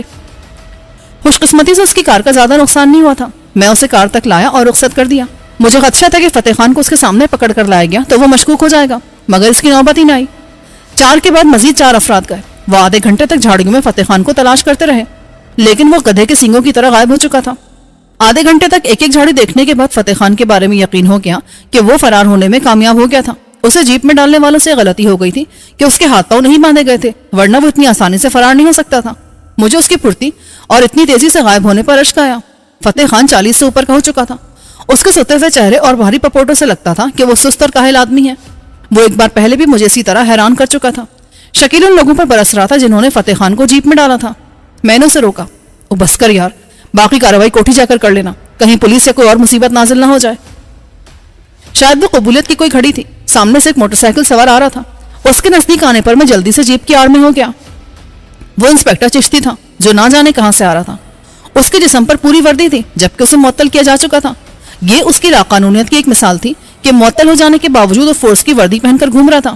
اوپر سے وہ جیپ کے پاس آ کر رک گیا. مجھے اس کی شک کی آواز آئی. کیا بات ہے, کون ہو تم لوگ, یہاں کیوں کھڑے ہو؟ ہمارا کتا جیپ سے کود کر جھاڑیوں میں گھس گیا, اسے تلاش کر رہے ہیں. شکیل کی آواز آئی. کتا کہاں ہے؟ چشتی نے اگلا سوال کیا. نہیں ملا, بہت شرارتی ہے, اب بھگتے گا جب خود گھر آئے گا. اچھا, چشتی نے کہا اور موٹر سائیکل آگے بڑھا دی. یہ خبیث کہاں سے آ گیا تھا؟ میں نے شکیل سے کہا. یہ چشتی ہے, میرا بدترین دشمن. اچھا, آپ پہلے بتاتے تو اسے ادھر ہی الٹا لٹکا دیتے. نہیں, میں بلا وجہ کے کشت خون کا قائل نہیں ہوں. سفیر اور مونا نے بھی چشتی کو دیکھتی اپنے سر نیچے کر لیے تھے. اس کا مطلب تھا کہ چشتی انہیں جانتا تھا. شاید مرشد علی کی قید میں ان سے ملاقات کر چکا تھا. اس کے جانے کے بعد انہوں نے سر اوپر کیے. سفیر نے ڈھال ہو رہا تھا. اس نے گزشتہ رات کٹھن وقت گزارا تھا. میں جلد از جلد اسے طبی امداد اور آرام پہنچانا چاہتا تھا, اسی لیے 4 آدمی فتح خان کی تلاش میں چھوڑ کر باقی لوگوں کے ہمراہ روانہ ہوا. ان 4 کے لیے جیپ ڈرائیور سمیت وہیں چھوڑ دی گئی تھی. آدھے گھنٹے بعد ہم کوٹھی میں داخل ہوئے تو راجہ کوٹھی کے سامنے والے حصے میں صبح کی دھوپ سیکتا نظر آیا. میں نے سفیر اور مونا کو اندر پہنچانے کی ہدایت کی اور خود راجہ کی طرف بڑھا. وہ بے حد خوش نظر آ رہا تھا. مبارک ہو شہباز, تم نے اپنے ساتھیوں کو چھڑا کر کارنامہ سر انجام دیا ہے. فتح خان کہاں ہے؟ مجھے افسوس ہے راجہ صاحب, ذرا سی غفلت سے وہ فرار ہونے میں کامیاب ہو گیا. فرار ہو گیا؟ وہ کیسے؟ راجہ کی مسکراہٹ غائب ہو گئی. میں نے اسے تفصیل سے فتح خان کے ملنے اور فرار ہونے کی کہانی سنائی. ان لوگوں سے ذرا سی غفلت ہو گئی کہ اس کے ہاتھ پیر نہیں باندھے تھے. اس موقع سے فائدہ اٹھا کر وہ نکل گیا. لعنت ہو! شہباز، تم نہیں جانتے اس کا اس طرح نکل جانا کتنا خطرناک ہو سکتا ہے.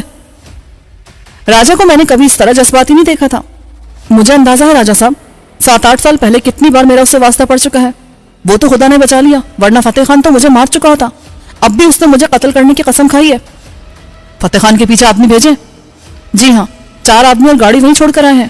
وہ اس علاقے میں فتح خان کو تلاش کر رہے ہیں. ممکن ہے کہ وہ پکڑ لیا جائے. مشکل ہے، وہ بے حد چالاک شخص ہے. ایک بار نکل جانے کے بعد اس کا ہاتھ آنا محال ہے. مجھے یاد تھا کہ راجا کے محل میں فتح خان کیسے دندناتا پھرتا تھا، جبکہ راجا کے آدمی اسے چاروں طرف تلاش کرتے پھر رہے تھے. میں تھکا ہوا اور بھوکا تھا. راجا سے اجازت لے کر میں اندر آ گیا. اینیکسی میں ڈاکٹر نے سفیر کی مرہم پٹی کر دی تھی. مونا منہ ہاتھ دھو کر فریش نظر آ رہی تھی. ان لوگوں کو کافی مہیا کر دی گئی تھی. ان کے چہروں کی رونق بحال ہو گئی تھی. خادم نے ناشتہ لگنے کی اطلاع دی تو ہم اینیکسی کے مختصر ڈائننگ روم میں آ گئے. تم دونوں ناشتہ کر کے ریسٹ کرو، جب اٹھو گے تب بات کریں گے. ناشتے کے دوران مونا چھوٹے چھوٹے واقعات سناتی رہی اور میں سنتا رہا. سفیر نے برائے نام ناشتہ کیا. وہ پین کلرز کے زیر اثر غنودگی محسوس کر رہا تھا، لہٰذا درمیان میں معذرت کر کے اٹھ گیا. اینیکسی کے 2 کمرے ان کے لیے کھول دیے گئے تھے. ناشتے کے بعد میں چائے لے کر اٹھ گیا کیونکہ حکیم کمرے میں میرا منتظر تھا. اسے میرے ہاتھ کی مالش کرنا تھی. مونا نے اسے دلچسپی سے دیکھا اور انگلش میں بولی، یہ کیا نمونہ ہے؟ اردو میں بات کرو، ممکن ہے سے انگلش آتی ہو. شوبی، تمہاری تو کلائی ٹوٹ گئی تھی، پھر اتنی جلدی؟ یہ اس حکیم کا کمال ہے. صرف کلائی ٹوٹی نہیں تھی بلکہ ہاتھ کاٹنے کی تیاری کی جا رہی تھی کہ یہ لوگ مجھے اٹھا کر لے آئے. ناممکن، ہڈی کم سے کم 4-5 مہینے میں جڑتی ہے اور تمہارا تو کمپاؤنڈ فریکچر تھا. یقین مجھے بھی نہیں تھا، لیکن امید ضرور تھی کیونکہ میں پہلے بھی ایک بار اس جادوئی مرہم کی کارگزاری دیکھ چکا تھا.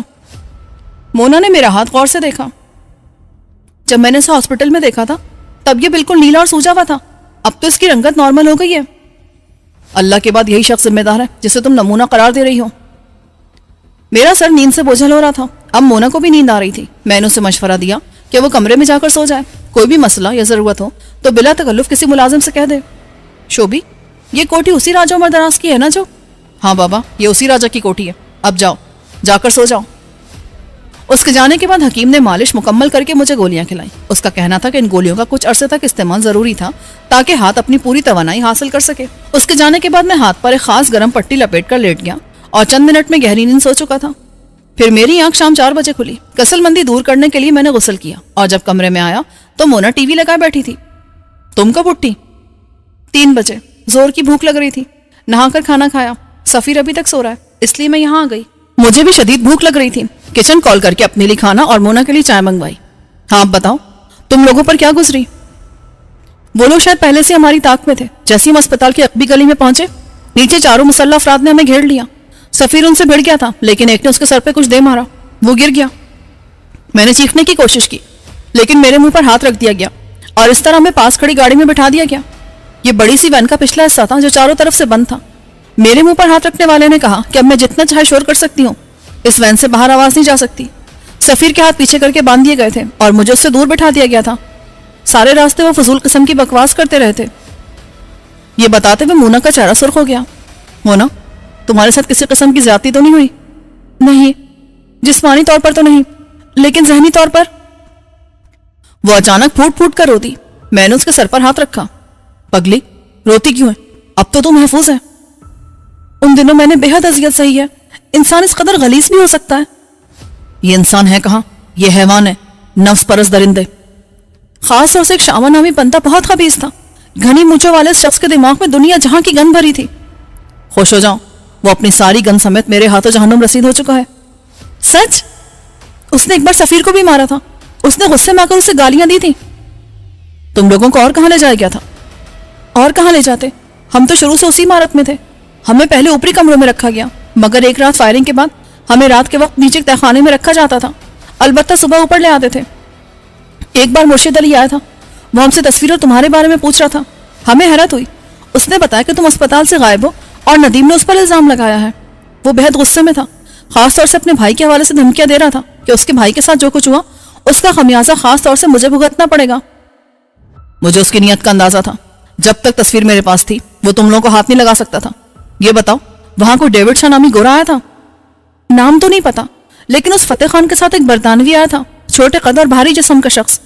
یقین کرو شوبی, اس کی آنکھیں ایکس رے کی طرح اندر تک اتر جاتی تھیں. ایسا لگتا تھا جیسے وہ ہمارے ذہن پر رہا ہو. مرشد علی اس کے سامنے پالتو کتے کی طرح دو ملا رہا تھا. اس نے ہم سے تصویر کے بارے میں پوچھا اور ہمارا جواب سن کر مرشد علی سے کہا کہ یہ سچ کہہ رہے ہیں. اس کی وجہ سے ہمارے ساتھ بہتر سلوک ہونے لگا تھا. خاص طور سے ان لوگوں کی بدزبانیاں کم ہو گئی تھیں. اس نے مرشد علی کو حکم دیا تھا کہ ہمیں آرام سے رکھے. ڈیوڈ شاہ نہایت خطرناک آدمی ہے. وہ برڈ شاہ کا کزن ہے اور تصویر کے چکر میں یہاں آیا ہے, ورنہ مرشد علی جیسے جاہل جاگیردار کو تصویر سے بھلا کیا دلچسپی ہو سکتی ہے. پر اس تصویر میں ایسی کیا خاص بات ہے جو اتنے لوگ اس کے پیچھے دیوانے ہیں؟ بھائی کم سے کم مجھے تو کوئی خاص بات نظر نہیں آئی. کسی معروف مصور کی بھی نہیں ہے, بلکہ اس کا سرے سے کوئی مقام ہی نہیں ہے. کیا میں وہ تصویر دیکھ سکتی ہوں؟ ہاں, جب میں راجہ کے حوالے کروں گا تب دیکھ لینا. تصویر ہے کہاں؟ ندیم کے پاس. میں نے خوش قسمتی سے اس کے حوالے کر دی تھی, ورنہ اس رات کاٹیج پر حملہ کر کے مجھے اغوا کر لیا گیا تھا. حملہ آور تصویر بھی لے جاتے اور اب تک میں قصہ پارینہ بن چکا ہوتا. اللہ نہ کرے. اگر تصویر مرشد علی کے ہاتھ لگ جاتی تو تم میرا انجام سوچ سکتی ہو. صرف تصویر کے حصول کے لیے اس نے مجھ سے نرم رویہ رکھا. تمہاری کلائی توڑ دی تھی. وہ نادر علی کی بدماشی تھی. میرا اندازہ ہے مرشد علی کو اس کی خبر نہ تھی. وہ تو بہت کمینہ شخص ہے, مجھے یقین اسے خبر تھی, بلکہ اس نے نادر کو تمہارے ساتھ ایسا سلوک کرنے کو کہا ہوگا. پھر بھی تصویر کی وجہ سے وہ اپنے اصل عزائم پر عمل نہیں کر سکا تھا. اسی دوران میں کھانا آ گیا. کھانے کے بعد ہم سفیر کے روم میں آئے. وہ جاگ گیا تھا. ہمیں دیکھ کر وہ مسکرا دیا. بیٹے عیش ہے تیرے. تو بھی کر لے, بھوک لگ رہی ہے. زبردست قسم کی. مونا نے انٹرکام پر سفیر کے لیے کھانا منگوایا. میں نے ملازم سے کہہ کر موبائل فون منگوایا. وہ کارڈلیس اٹھا لایا. میں نے ندیم کا نمبر ڈائل کیا. وہ دفتر میں نہیں تھا اور گھر بھی نہیں پہنچا تھا. اس کے موبائل پر ٹرائی کیا, بیل جاتی رہی. خاصی دیر بعد اس نے کال ریسیو کی. ندیم کیا حال ہے؟ کال کیوں نہیں ریسیو کرا تھا؟ ٹریفک میں پھنسا ہوا ہوں. اس نے محتاط اور بے جان انداز میں کہا. ابھی کہاں ہوں؟ میں باہر ہوں. اس نے اسی انداز میں کہا. دوسری طرف خاموشی تھی. اگر وہ سفر کر رہا تھا تو ٹریفک کا شور ضرور سنائی دیتا. ندیم کیا چکر ہے؟ کوئی مسئلہ ہے؟ نہیں کوئی مسئلہ نہیں ہے. کیا گھر جا رہے ہو؟ نہیں, ایک اور جگہ, مگر دیر سے پہنچوں گا. اس نے کہا اور کال کاٹ دی. سفیر مجھے غور سے دیکھ رہا تھا. کیا بات ہے؟ یار کوئی چکر ہے. ندیم بہت اکھڑے اکھڑے انداز میں بات کر رہا تھا. دوسرا اس نے غلط بیانی کی کہ وہ ٹریفک میں پھنسا ہوا ہے, جبکہ پیچھے مکمل خاموشی تھی. ہم تینوں کے ذہن میں ایک ہی بات آئی. پہل مونا نے کی. شوبی کہیں ندیم کو بھی تو. وہ کھلا دفتر, تصویر بھی اس کے پاس ہے. سفیر بولا. مائی گاڈ, تم ٹھیک کہہ رہے ہو؟ میں اچھل پڑا. میں تیزی سے باہر نکلا اور وسیم کے پاس آیا. خیریت شہباز صاحب؟ میں نے اسے مختصر الفاظ میں صورتحال بتائی. ہمیں فوری طور پر ندیم کے گھر پہنچ کر تصویر حاصل کرنی ہے, اس سے پہلے کہ کوئی اور یہ کام کر جائے. وسیم نے فوری طور پر شکیل کو بلا کر اسے میرے ساتھ جانے کی ہدایت کی اور پھر موبائل پر ان لوگوں سے رابطہ کیا جو ندیم کے گھر کی حفاظت پر مامور تھے. انہوں نے بتایا کہ فی الحال سب ٹھیک ٹھاک تھا. پھر وسیم نے اس شخص سے رابطہ کی کوشش کی جو بطور محافظ ندیم کے ساتھ ہوتا تھا, لیکن اس کی جانب سے کوئی جواب نہیں آ رہا تھا. اس سے ہمارے شک کی تصدیق ہوتی تھی. شکیل دو مزید لڑکوں کے ساتھ مکمل طور پر تیار ہو کر آیا. میں جیپ کی عقبی سیٹ پر بیٹھا تھا. میں بہرحال ایک مفرور ملزم تھا اور پولیس کو میری تلاش تھی. میں کھلے عام نہیں پھر سکتا تھا. میں نے ایک پی کیپ پہن لی تھی اور سن گلاسز لگا لیے تھے. اس سے میرا چہرہ خاصی حد تک چھپ گیا تھا. جیپ برق رفتاری سے اسلام آباد کی سڑکوں سے گزرتی ندیم کے گھر کی طرف رواں دوا تھی. مری ہائی وے پر آتے ڈرائیور نے رفتار مزید تیز کر دی. 15 منٹ بعد ہم ندیم کے گھر کے سامنے تھے. اب وسیم کے آدمی اس کے بنگلے کے اندر رہا کرتے تھے. جیپ دیکھتے انہوں نے گیٹ کھول دیا تھا. جیسے ہی شکیل جیپ سے نکلا, گیٹ کھولنے والے نے رپورٹ دی. سر, ایک مشکوک سفید کار کئی بار بنگلے کے سامنے سے گزری ہے. مجھے شبہ ہے اس میں بیٹھے 4 افراد مسلح ہیں.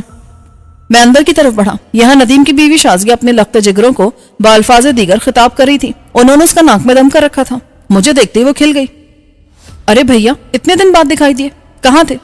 ندیم تمہارے بارے میں بہت پریشان تھے. ارے کمبختو, آرام سے بیٹھو. بھابھی سب خیریت ہے, میں تھوڑے وقت کے لیے آیا ہوں. ارے نہیں, تم کھانا کھا کر. بھابھی میں فی الحال یہاں نہیں رک سکتا, پولیس میری تلاش میں ہے. اگر رکا نا تو شاید رات حوالات میں کھانا کھانا پڑے. اچھا, میں تمہارے لیے چائے لاتی ہوں. بونر سفیر کا کچھ پتا چلا؟ ہاں, وہ میرے ساتھ ہیں. ارے بھیا, اب انہیں ٹھکانے لگائی دو.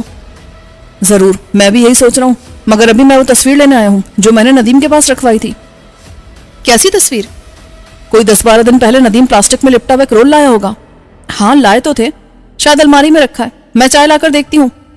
بھابھی پہلے اسے دیکھ لیں. میں نے عارضی سے کہا تو وہ بادل ناخواستہ بیڈ روم کی طرف چلی گئی. میں بے چینی سے انتظار کر رہا تھا.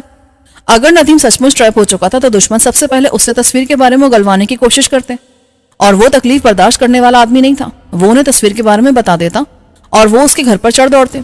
ایک بار تصویر کا علم ہو جانے کے بعد وہ اسے کسی بھی قیمت پر حاصل کرنے کی کوشش کرتے, چاہے انہیں اپنے آدمی کی قربانی کیوں نہ دینی پڑتی. شازیہ چند منٹ بعد آئی تو اس کے ہاتھ میں رول تھا. میں نے بےتابی سے لے کر اسے کھولا.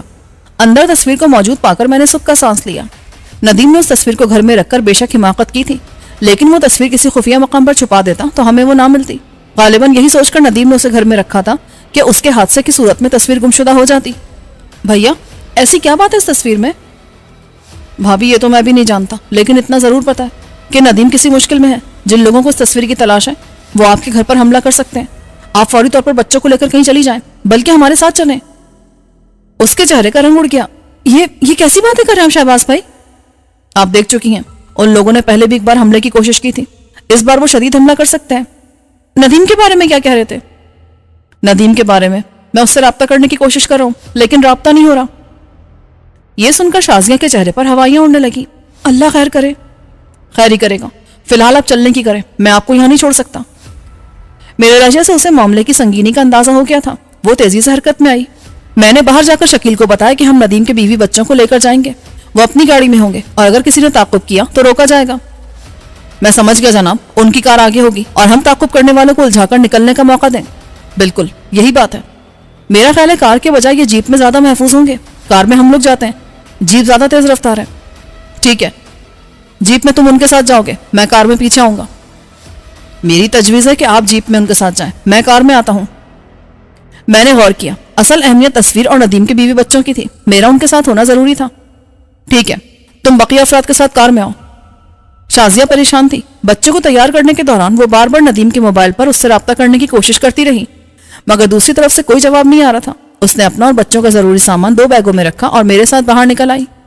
ندیم کے 4 بچوں میں سب سے بڑا لڑکا 9-10 سال کا تھا. پھر 2 لڑکیاں تھیں جو 6-7 سال کی تھیں, اور ایک بچہ حال ہی میں مارے سے وجود میں آیا تھا.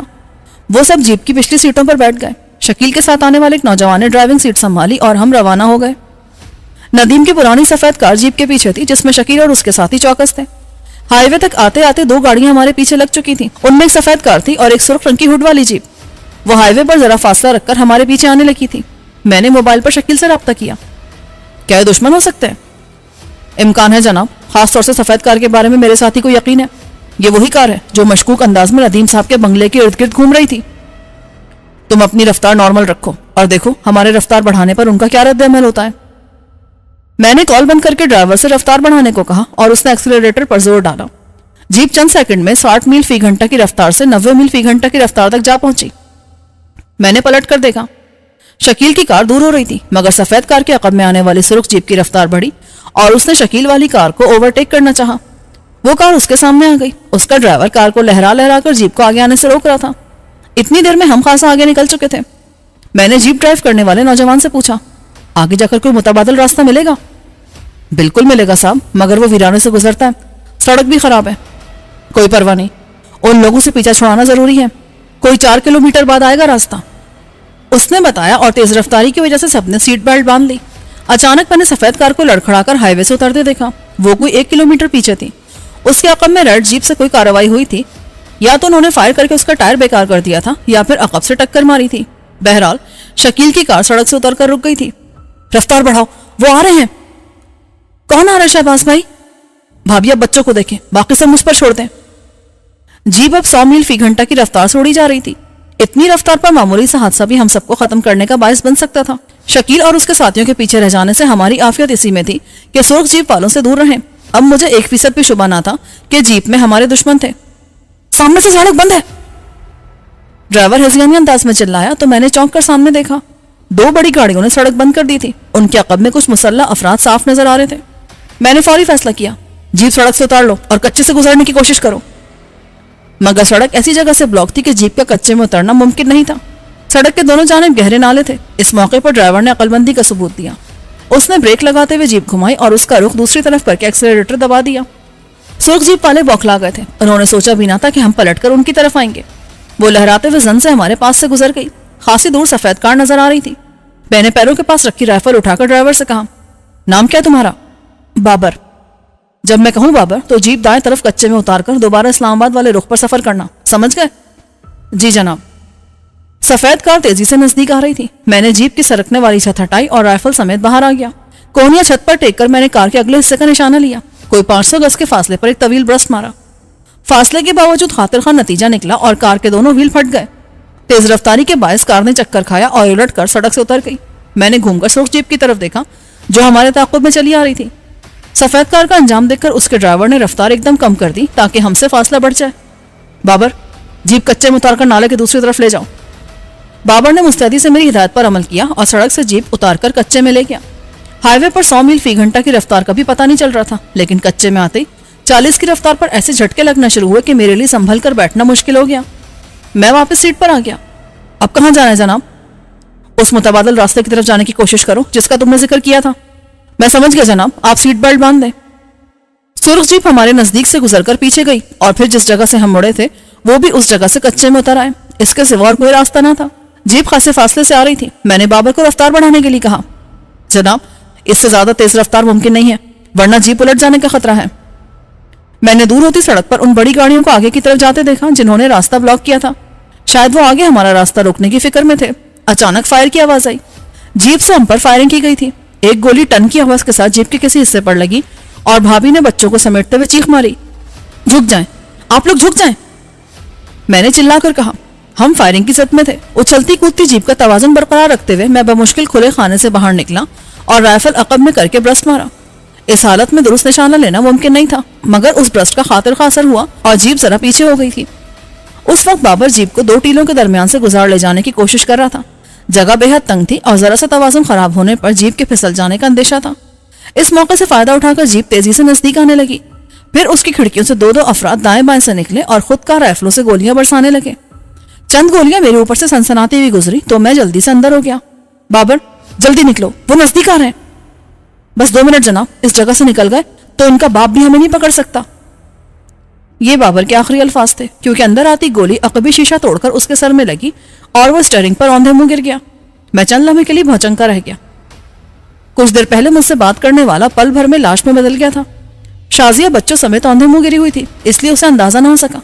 बाबर के मरने के बावजूद जीप चल रही थी और इससे पहले कि वो किसी हादसे का शिकार होती, मैंने हैंड ब्रेक खींचकर उसका इंजन बंद कर दिया।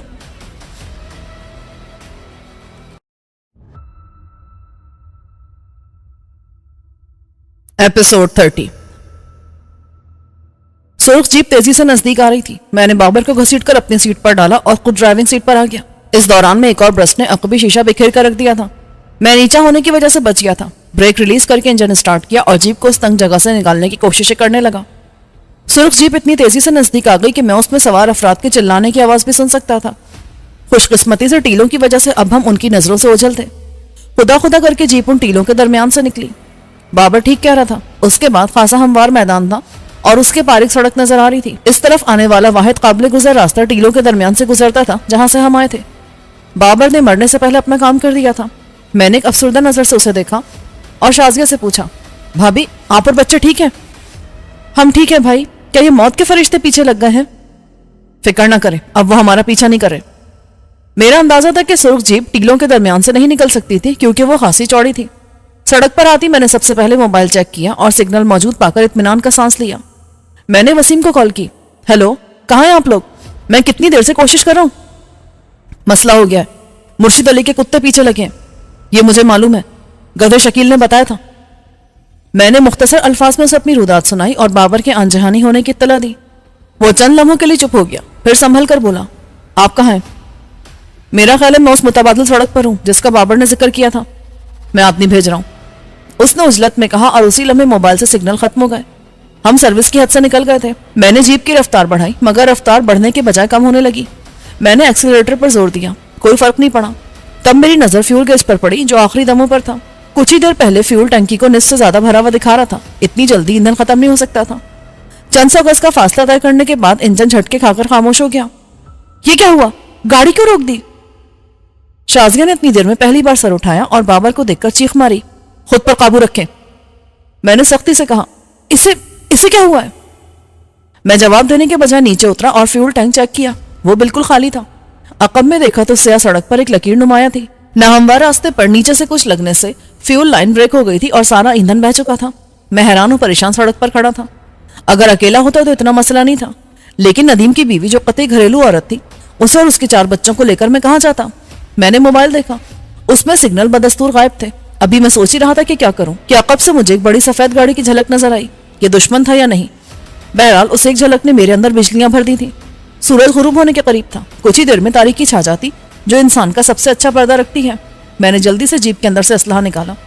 عقب میں 2 عدد رائفلیں اور ان کے فاضل میگزین رکھے تھے۔ بابر کی کمر سے بندھا پستول اور اس کے کلپ بھی نکال لیے تھے۔ ایک ذاتی پستول میرے پاس تھا۔ بھابی جلدی اتریں، دشمن اس طرف آ رہے ہیں۔ میں نے یہ کہتے ہوئے تصویر اپنی قمیض میں ڈال لی۔ شازیہ ہراساں سے اتری۔ میں نے اس کی بچیوں کا ہاتھ پکڑا اور سڑک کے دائیں طرف اتر گیا۔ اس جانب ذرا بلندی پر گھنے درخت نظر آ رہے تھے، ممکن ہے ہمیں وہاں پناہ مل جاتی۔ ہر ممکن تیز رفتاری سے ہم درختوں تک پہنچے تو جیپ کے پاس سفید وین آ کر رکی اور اس میں سے مسلح افراد نکل کر جیپ کی طرف لپکے۔ پھر ایک شخص نے ہمیں دیکھ لیا اور چلا چلا کر دوسروں کو بتانے لگا۔ کئی ایک رائفل ایک ساتھ گرجے اور گولیاں ہمارے آس پاس سے گزرتی چلی گئیں۔ اس کے فوراً بعد ہم درختوں میں داخل ہو چکے تھے۔ میں نے دیکھ لیا تھا کہ یہ جھنڈ زیادہ بڑا نہیں تھا۔ میں نے شازیہ اور بچوں کو ایک محفوظ مقام پر بٹھایا۔ کوئی یہاں سے نہیں نکلے گا۔ شازیہ کی حالت بری ہو رہی تھی، لیکن بچوں کی خاطر وہ خود کو سنبھال رہی تھی۔ میں واپس آیا اور درختوں کے درمیان سے ان لوگوں کو اوپر آتے دیکھ رہا تھا۔ ان کی تعداد 7-8 سے کم نہیں تھی۔ ان کے حلیے اور انداز سے معلوم ہو رہا تھا کہ یہ مرشد علی کے بدماش تھے۔ جیسے جیسے وہ جھنڈ کے قریب آ رہے تھے ان کی رفتار سست ہوتی جا رہی تھی۔ اندھے کی موت اور چھپے دشمن سے سب ڈرتے ہیں۔ انہیں معلوم تھا کہ میں مسلح ہوں اور اس جھنڈ میں گھات لگا کر انہیں نقصان پہنچا سکتا ہوں۔ میں نے درختوں اور زمین کا جائزہ لے کر ایک پلان سوچا اور ان لوگوں کے نزدیک آنے کا انتظار کرتا رہا۔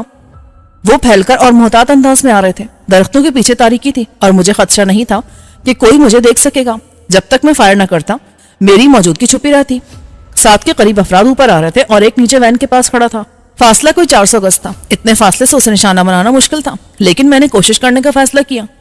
رائفل کو سنگل موڈ پر لا کر احتیاط سے اس کے جسم کے درمیان کا نشانہ لیا اور سانس روک کر فائر کر دیا۔ فائر کی آواز آنے سے پہلے ہی وہ اچھلا اور اپنے پیٹ سے پھوٹتے خون کے فوارے کو روکنے کی کوشش کرتے کرتے ڈھیر ہو گیا۔ فائر کے ساتھ ہی اس کی چیخ کی آواز نے اوپر آنے والوں کو چوکنا کر دیا۔ وہ رہا۔ کسی نے اس درخت کی طرف برسٹ مارا جس کے عقب میں تھا۔ میں تیزی سے پیچھے ہٹا اور درختوں کی آڑ میں جھنڈ کے دوسرے کنارے تک جا پہنچا۔ وہ سب کے سب اس درخت پر اپنا امیونیشن ضائع کر رہے تھے جہاں سے میں نے فائر کیا تھا۔ 3 افراد ایک دوسرے سے چند گز کے فاصلے پر تھے۔ کوئی 100 گز کی دوری سے میں نے ان کے پیروں پر نشانہ لے کر برسٹ مارا اور ان کے گرنے سے پہلے ہی درخت کی آڑ میں ہو کر پیچھے ہٹ گیا تھا۔ ان کی چیخوں نے آنے والوں کو بوکھلا کے رکھ دیا۔ میں بھاگتا ہوا جھنڈ کے دوسرے کنارے پر پہنچا اور باہر جھانکا تو وہ لوگ اپنے زخمی ہونے والے ساتھیوں کو اٹھا کر وین کی طرف بھاگ رہے تھے۔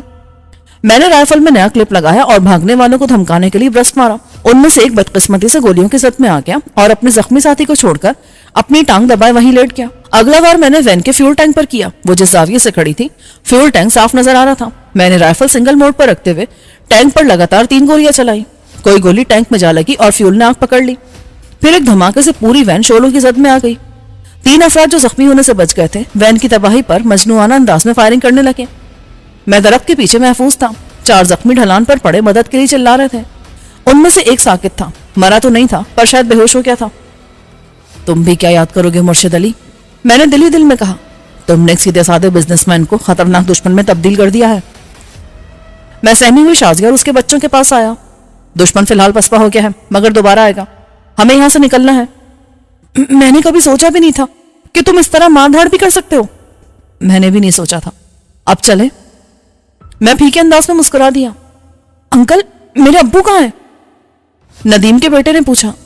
ہم پتہ چلا لیں گے۔ ایک رائفل میں نے جھاڑیوں میں پھینک دی تھی۔ یہ امریکن M16 رائفل کی چینی نقل تھی جو بالکل اصلی جیسی لگتی تھی اور کارکردگی میں بھی کسی طرح اصل سے کم نہ تھی۔ 3 رائفلوں کو سنبھالنا ذرا مشکل کام تھا۔ اس بار میں نے دونوں بچوں کو گود میں لے لیا۔ جھنڈ سے نکلے تو سامنے جھاڑیوں سے بھرا میدان تھا۔ دور بلند پہاڑ نظر آ رہے تھے، شاید یہ مارگلا کا کوئی حصہ تھا۔ ممکن ہے اس پہاڑ کے عقب میں ہم کسی آبادی میں پہنچ جاتے۔ اس جگہ تو دور دور تک کسی آبادی کے کوئی آثار نظر نہیں آ رہے تھے۔ شازیہ کے لیے بچوں کو سنبھال کر چلنا بے حد دشوار ہو رہا تھا۔ بھیا کہاں جا رہے ہو؟ پتہ نہیں بھابھی، فی الحال تو دشمن سے دور جانا ہے۔ میں نے بھی یہ علاقہ پہلی دفعہ دیکھا ہے، ممکن ہے آگے کہیں پناہ مل سکے۔ سورج غروب ہو چکا تھا اور تاریکی تیزی سے پھیل رہی تھی۔ ندیم کی تیسرے نمبر کی بیٹی بار بار پانی مانگ رہی تھی اور جب اس سے برداشت نہ ہو سکا تو اس نے رونا شروع کر دیا۔ شازیہ جھنجھلا کر چیخے، چپ کر جا، یہاں تجھے پانی کہاں سے لا کر دوں؟ بھابھی آہستہ بولے، ممکن ہے وہ تعاقب میں اور آواز سن لے۔ میں نے کہا اور بچی کو پیار سے سمجھانے لگا، بیٹا آپ بھی چپ ہو جائیں ورنہ جو ہمارے پیچھے آ رہے نا انہوں نے اگر آپ کی آواز سن لی تو وہ ہمیں پکڑ لیں گے اور مار دیں گے۔ وہ بچوں کو بھی مار دیتے ہیں۔ سچ انکل؟ دوسری لڑکی نے کہا جو اب تک گمسم تھی. پھر وہ جلدی سے اپنی بہن کو چپ کرانے لگی. اس کی کوششوں سے دوسری بہن چپ ہو گئی، لیکن جلد مستقبل کی یہ خواتین حالات حاضرہ پر تبصرہ کرنے لگی اور ان کی باتیں مجھے سننا پڑ رہی تھی. لڑکا ابھی سے سنجیدہ اور برد بات تھا. اس نے ایک دفعہ بھی شکایت نہیں کی تھی اور اپنی عمر سے بڑھ کر ساتھ دے رہا تھا، بلکہ اس نے مجھ سے ایک بار کہا کہ میں رائفل اسے دے دوں کیونکہ میں نے اس کی بہنوں کو بھی اٹھا رکھا ہے. میں نے اسے منع کر دیا. نہیں بیٹا، آپ اپنی امی کو دیکھو، ان کی ہیلپ کرو. وہ مشکل جگہوں پر ماں کو سہارا دیتا تھا. اب تک عقب میں کوئی آتا نظر نہیں آیا تھا، لیکن دشمن آرام سے بیٹھنے والے نہیں تھے. تصویر کے حصول کے لیے وہ اس سے زیادہ آدمی کٹوا سکتے تھے. کرائے کے بدماشوں کی کوئی کمی نہ تھی. مکمل تاریکی چھانے کے بعد ہم پہاڑ کے دامن تک جا پہنچے. بچی نے پیاس کی شدت سے ایک بار پھر رونا شروع کر دیا. شازیہ اور بچے پیاس کے ساتھ ساتھ تھکن سے بھی نڈھال ہو رہے تھے. میں نے انہیں ایک جگہ بٹھایا. مجھے چاند نکلنے کا انتظار تھا. بھابھی، آپ بچوں کو سنبھالے، میں ارد گرد دیکھتا ہوں، شاید کہیں پانی یا پناہ گاہ مل جائے. وہ سہم گئی. نہیں بھیا، ہمیں اکیلے چھوڑ کر نہ جانا. بھابھی، کیسا ہو سکتا ہے؟ میں اپنے جیتے جی آپ کو اور بچوں کو سویرانے میں چھوڑ کے جاؤں گا کیا؟ وہ شرمندہ ہو گئی. یہ بات نہیں ہے بھیا، بس حالات نے مت مار دی، ورنہ ندیم بھی ہوتے تو اس سے زیادہ کیا کرتے جو تم نے کیا ہے. آپ آرام کریں اور کوئی آواز نہ نکالے. اگر آہٹ ہو اور میری آواز نہ آئے تو بچوں کو لے کر کسی جھاڑی میں چھپ جائے گا. میں اوپر جانے لگا. شازیہ کو کوئی اسلحہ دینا بیکار تھا، وہ اسے استعمال نہیں کر سکتی تھی. تاریکی میں پھونک پھونک کر قدم رکھ رہا تھا. ذرا سی غلطی مجھے نیچے لے جا سکتی تھی کیونکہ ڈھلان خاصی ترچھی تھی. پہاڑ زیادہ بلند نہیں تھا، مشکل سے 200 فٹ اونچا تھا، لیکن دشوار ضرور تھا. میں 15 منٹ میں اوپر پہنچا. اس وقت چاند نمودار ہو رہا تھا. مجھے دائیں جانب ایک جگہ روشنی نظر آئی، جیسے کسی بند جگہ دیا جل رہا ہو. شاید وہاں کوئی گھر تھا. ان پہاڑوں پر درختوں اور جھاڑیوں کی وجہ سے اکا دکا چرواہوں اور لکڑہاروں نے مکانات بنا رکھے تھے. میں واپس آنے لگا. جہاں روشنی تھی وہاں انسان اور پانی ملنے کا امکان تھا. ابھی میں آدھے راستے میں تھا کہ مجھے اس طرف سے لہراتی روشنیاں نظر آنے لگی جس طرف سے ہم آئے تھے، اور دشمن اب ہمارے پیچھے آ رہے تھے. بقیہ راستہ میں نے ہر ممکن تیزی سے طے کیا. شازیہ اور بچے خاموش سہمے بیٹھے تھے.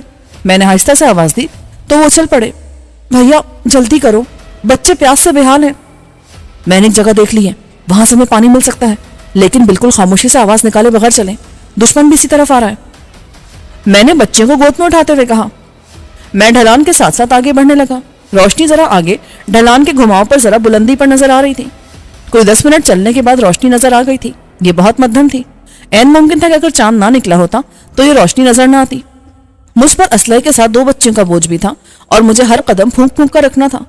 موقع کی نزاکت محسوس کر کے بچیاں مجھ سے چمٹ گئی تھیں. پیچھے شازیہ بچے کو سنبھالے اور لڑکے کا سہارا لیتی آ رہی تھی. ذرا بلندی پر آتے عقب میں لہراتی روشنیاں پھر نظر آنے لگی. وہ اس جگہ سے قریب تھے جہاں کچھ دیر پہلے ہم تھے. میرے اندر خطرے کی گھنٹیاں بجنے لگی. وہ بالکل درست راہ پر تھے، یعنی ہمارے پیچھے اس روشنی والی جگہ پر بھی آ سکتے تھے. نزدیک آنے پر مجھے اندازہ ہوا کہ یہ تو خضرا جھاڑیوں سے بھرا ایک کسی قدر مستحصہ قطع تھا. میں اس میں داخلے کا راستہ تلاش کرنے لگا. اس طرح سے جھاڑیاں قدرتی 4 دیواری تھیں. بالآخر ایک رخنا نظر آیا. میں نے بھابھی اور بچوں کو باہر چھوڑا اور خود اس رخنے میں گھس گیا. تنگ سا راستہ ایک صحن میں نکلا جس کے آگے کچی مٹی کا جھوپڑا تھا. جھوپڑے کے آگے چھپر کا برآمدہ تھا اور اس میں ایک لالٹین لٹکی ہوئی تھی. اس کی روشنی میں نے دیکھا کہ ایک باورچی خانہ تھا. یہاں کوئی عورت چولہے پر جھکی پھونکے مار رہی تھی. چھپر کے سامنے کھلے میں پلنگ پر ایک بوڑھا لیٹا تھا. مجھے دیکھ کر وہ اٹھا ہی تھا کہ میں نے رائفل کا رخ اس کی طرف کر دیا. وہ پریشان ہو گیا. بھائی، ہم غریب لوگ ہیں، ہمارے پاس کچھ نہیں ہے. مجھے کچھ نہیں چاہیے، میرے پیچھے دشمن لگے ہیں، میں ان سے بچنے کے لیے آیا ہوں. میرے ساتھ بہن اور اس کے بچے بھی ہیں. یہاں اور کون ہے؟ میں نے نرمی سے کہا. بھاگ بھری کی ماں ہے، اندر بیمار پڑی ہے. میرے ساتھ چلو، بھابھی اور بچوں کو لانا ہے. اور ہاں، یہ لالٹین بجھا دو. اگر دشمنوں نے روشنی دیکھ لی اور ادھر آ گئے تو وہ ہمارے ساتھ تمہارے بھی سارے گھر کو مار دیں گے. بوڑھے نے تیزی سے اٹھ کر لالٹین بجھا دی. عورت اور بچوں کو سن کر اس کا خوف کسی حد تک کم ہوا تھا. وہ میرے ساتھ آ کر شازیہ اور بچوں کو اندر لے آیا. میں نے پانی کا کہا تو کونے میں رکھ کے گھڑے سے پانی مٹی کے کٹورے میں لے آیا. پیاس مجھے بھی لگ رہی تھی، مگر پہلے بچوں کو پانی دیا. ہماری بیتابی بھانپ کر بھاگ بھری کہیں سے سراہی لے آئی تھی. بچے پانی پینے کے لیے بیتاب تھے، لیکن شازیہ نے عقل مندی کرتے ہوئے انہیں تھوڑا تھوڑا پانی پلایا. وقفے کے بعد دوبارہ پانی دیا گیا. بوڑھا اندر سے لسی کا جگ لے آیا تھا. اس نے نمکین ٹھنڈی لسی دی. اسے پی کر طبیعت میں فرحت آ گئی. پانی بے حد شیریں اور سرد تھا. شدید پیاس کے عالم میں اسے پی کر مزہ آ گیا. اچانک اندر سے کوئی عورت چلانے لگی. میں نے پریشان ہو کر بوڑھے سے کہا، اسے چپ کراؤ، اس کی آواز سن کر دشمن اس طرف آ سکتے ہیں. بوڑھا اٹھ کر اندر گیا اور اپنی بیوی کو سمجھانے لگا، مگر وہ بدستور بلند آواز میں چلا رہی تھی اور اس کی آواز دور دور تک جاتی محسوس ہو رہی تھی. پہاڑی علاقے میں آواز ویسے بھی زیادہ گونجتی ہے. موقع کی نزاکت کو محسوس کر کے بھاگ بھری بھی اندر چلی گئی اور اس نے کسی نہ کسی طرح ماں کو چپ کرا دیا. مجھے خدشہ تھا کہ ہمارے پیچھے آنے والے شکاری کتوں نے یہ آواز نہ سن لی ہو۔ میں رائفل سنبھالتا ہوا اٹھا تو شازیہ دبی زبان میں بولی، تم کہاں جا رہے ہو؟ باہر دیکھ کر آتا ہوں، اگر کوئی خطرہ محسوس ہو تو ہلکی سی چیخ مار دینا، میں آ جاؤں گا، اور بچوں کو خاموش رکھیں۔ چاند خاصا بلند ہو چکا تھا اور ارد گرد کا منظر کسی قدر واضح تھا۔ میں جھاڑیوں کے درمیان کے تنگ راستے سے باہر آیا اور یہ دیکھ کر میرا خون خشک ہو گیا کہ ٹارچ بردار افراد اس جگہ پہاڑی کے نیچے تھے اور ان کے بولنے کی آوازیں آ رہی تھیں۔ ٹارچوں کی تعداد سے میں نے اندازہ لگایا کہ وہ 6-7 افراد تھے۔ کچھ ایسے بھی تھے جن کے ہاتھ میں ٹارچیں نہیں تھی، یعنی ان کی تعداد 9-10 بھی ہو سکتی تھی۔ پھر انہوں نے اوپر چڑھنا شروع کر دیا۔ ان کا رخ اسی طرف تھا۔ میں پیچھے ہٹ کر رکھنے میں گھس گیا۔ پھر میں نے کسی کی آوازیں سنی، ادھر رحمت نامی لکڑہارا رہتا ہے، وہ لوگ اس کے گھر میں نہ گھس گئے ہوں۔ اور یہ رحمت کون ہے؟ جی ادھر ہی رہتا ہے، بیوی اور ایک لڑکی ہے بھاگ بھری۔ بتانے والے کا لہجہ دیہاتی تھا۔ بھاگ بھری؟ یہ تو رس بھری لگ رہی ہے۔ اور چل بھائی رحمتہ کے گھر، اگر ہمارے پرونے نہ ملے تو بھاگ بھری کو دیکھ لیں گے۔ اب موقع بالکل نہ تھا، اگر وہ ذرا بھی اوپر آ جاتے تو میں مارا جاتا۔ میں اتنے لوگوں کا مقابلہ نہیں کر سکتا تھا۔ میں نے رائفل سیدھی کی اور نیم دائرے میں اوپر آنے والے افراد پر پورا کلپ خالی کر دیا۔ اس میں بمشکل 7-8 سیکنڈ لگے۔ سناٹے میں یکدم فائرنگ کے ساتھ چیخوں کا شور بھی گونجا۔ ٹارچیں بند ہو گئی۔ میں زمین پر گرا اور ہر ممکن تیزی سے رینگتا ہوا اندر جانے لگا۔ اگلے لمحے میرے ارد گرد گولیاں برس رہی تھیں۔ بیک وقت کئی ہتھیاروں کے دہانے میری طرف کھل گئے تھے۔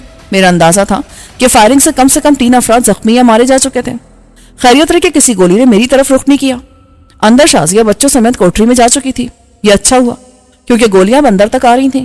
میں نے چھلانگ لگا دی اور 3 فٹ اونچی کچی مٹی کی دیوار کے دوسری طرف جا گرا۔ کوٹری کے گرد احاطے یا بارش کا پانی روکنے کی غرض سے یہ دیوار بنائی گئی تھی۔ بچ جانے والے جھاڑیوں پر اندھا دھند فائرنگ کر رہے تھے۔ وہ چیخ چیخ کر ایک دوسرے سے کچھ کہہ بھی رہے تھے، لیکن فائرنگ کے شور میں کچھ سمجھ میں نہیں آ رہا تھا۔ خاصی دیر سے انہیں احساس ہوا کہ وہ اپنا اسلحہ ضائع کر رہے تھے، اسی لیے فائرنگ روک دی گئی۔ اوے بھاگ بھری کا ماما تو مر گیا، کسی نے شاید رہنمائی کرنے والے کے بارے میں بتایا۔ اور بکواس مت کر بھاگ بھری کے باپ، اپنے بھی 2 مر گئے، فیکا اور ٹیکا زخمی ہے۔ کتے کا بچہ، حرامزادہ کہیں کا۔ انہوں نے گالیاں دینی شروع کر دی۔ میں نے 4 بندے بیکار کر دیے تھے، اب کم سے کم اتنے ہی مسلح افراد تھے۔ بہرحال دشمن کی نفری میں کمی اطمینان بخش تھی۔ میں جھکا اور اندر کوٹری میں آیا جہاں وہ سب سہمے بیٹھے تھے۔ میں نے بوڑھے سے پوچھا، اس جگہ سے نکلنے کا کوئی اور راستہ ہے؟ نہیں جی، بس جھاڑیوں میں یہی راستہ ہے۔ دشمن باہر تک آ چکا ہے، اسے ہمارے بارے میں معلوم ہے، کسی مقامی شخص نے ان کی رہنمائی کی ہے۔ تمہاری بیٹی کے بارے میں ان کا عزائم ٹھیک نہیں ہے۔ میری بیٹی کے بارے میں انہیں کس نے بتایا جی؟ جو شخص انہیں یہاں لایا اس نے بتایا ہوگا، شاید وہ بھی مارا گیا ہے۔ مارا گیا ہے؟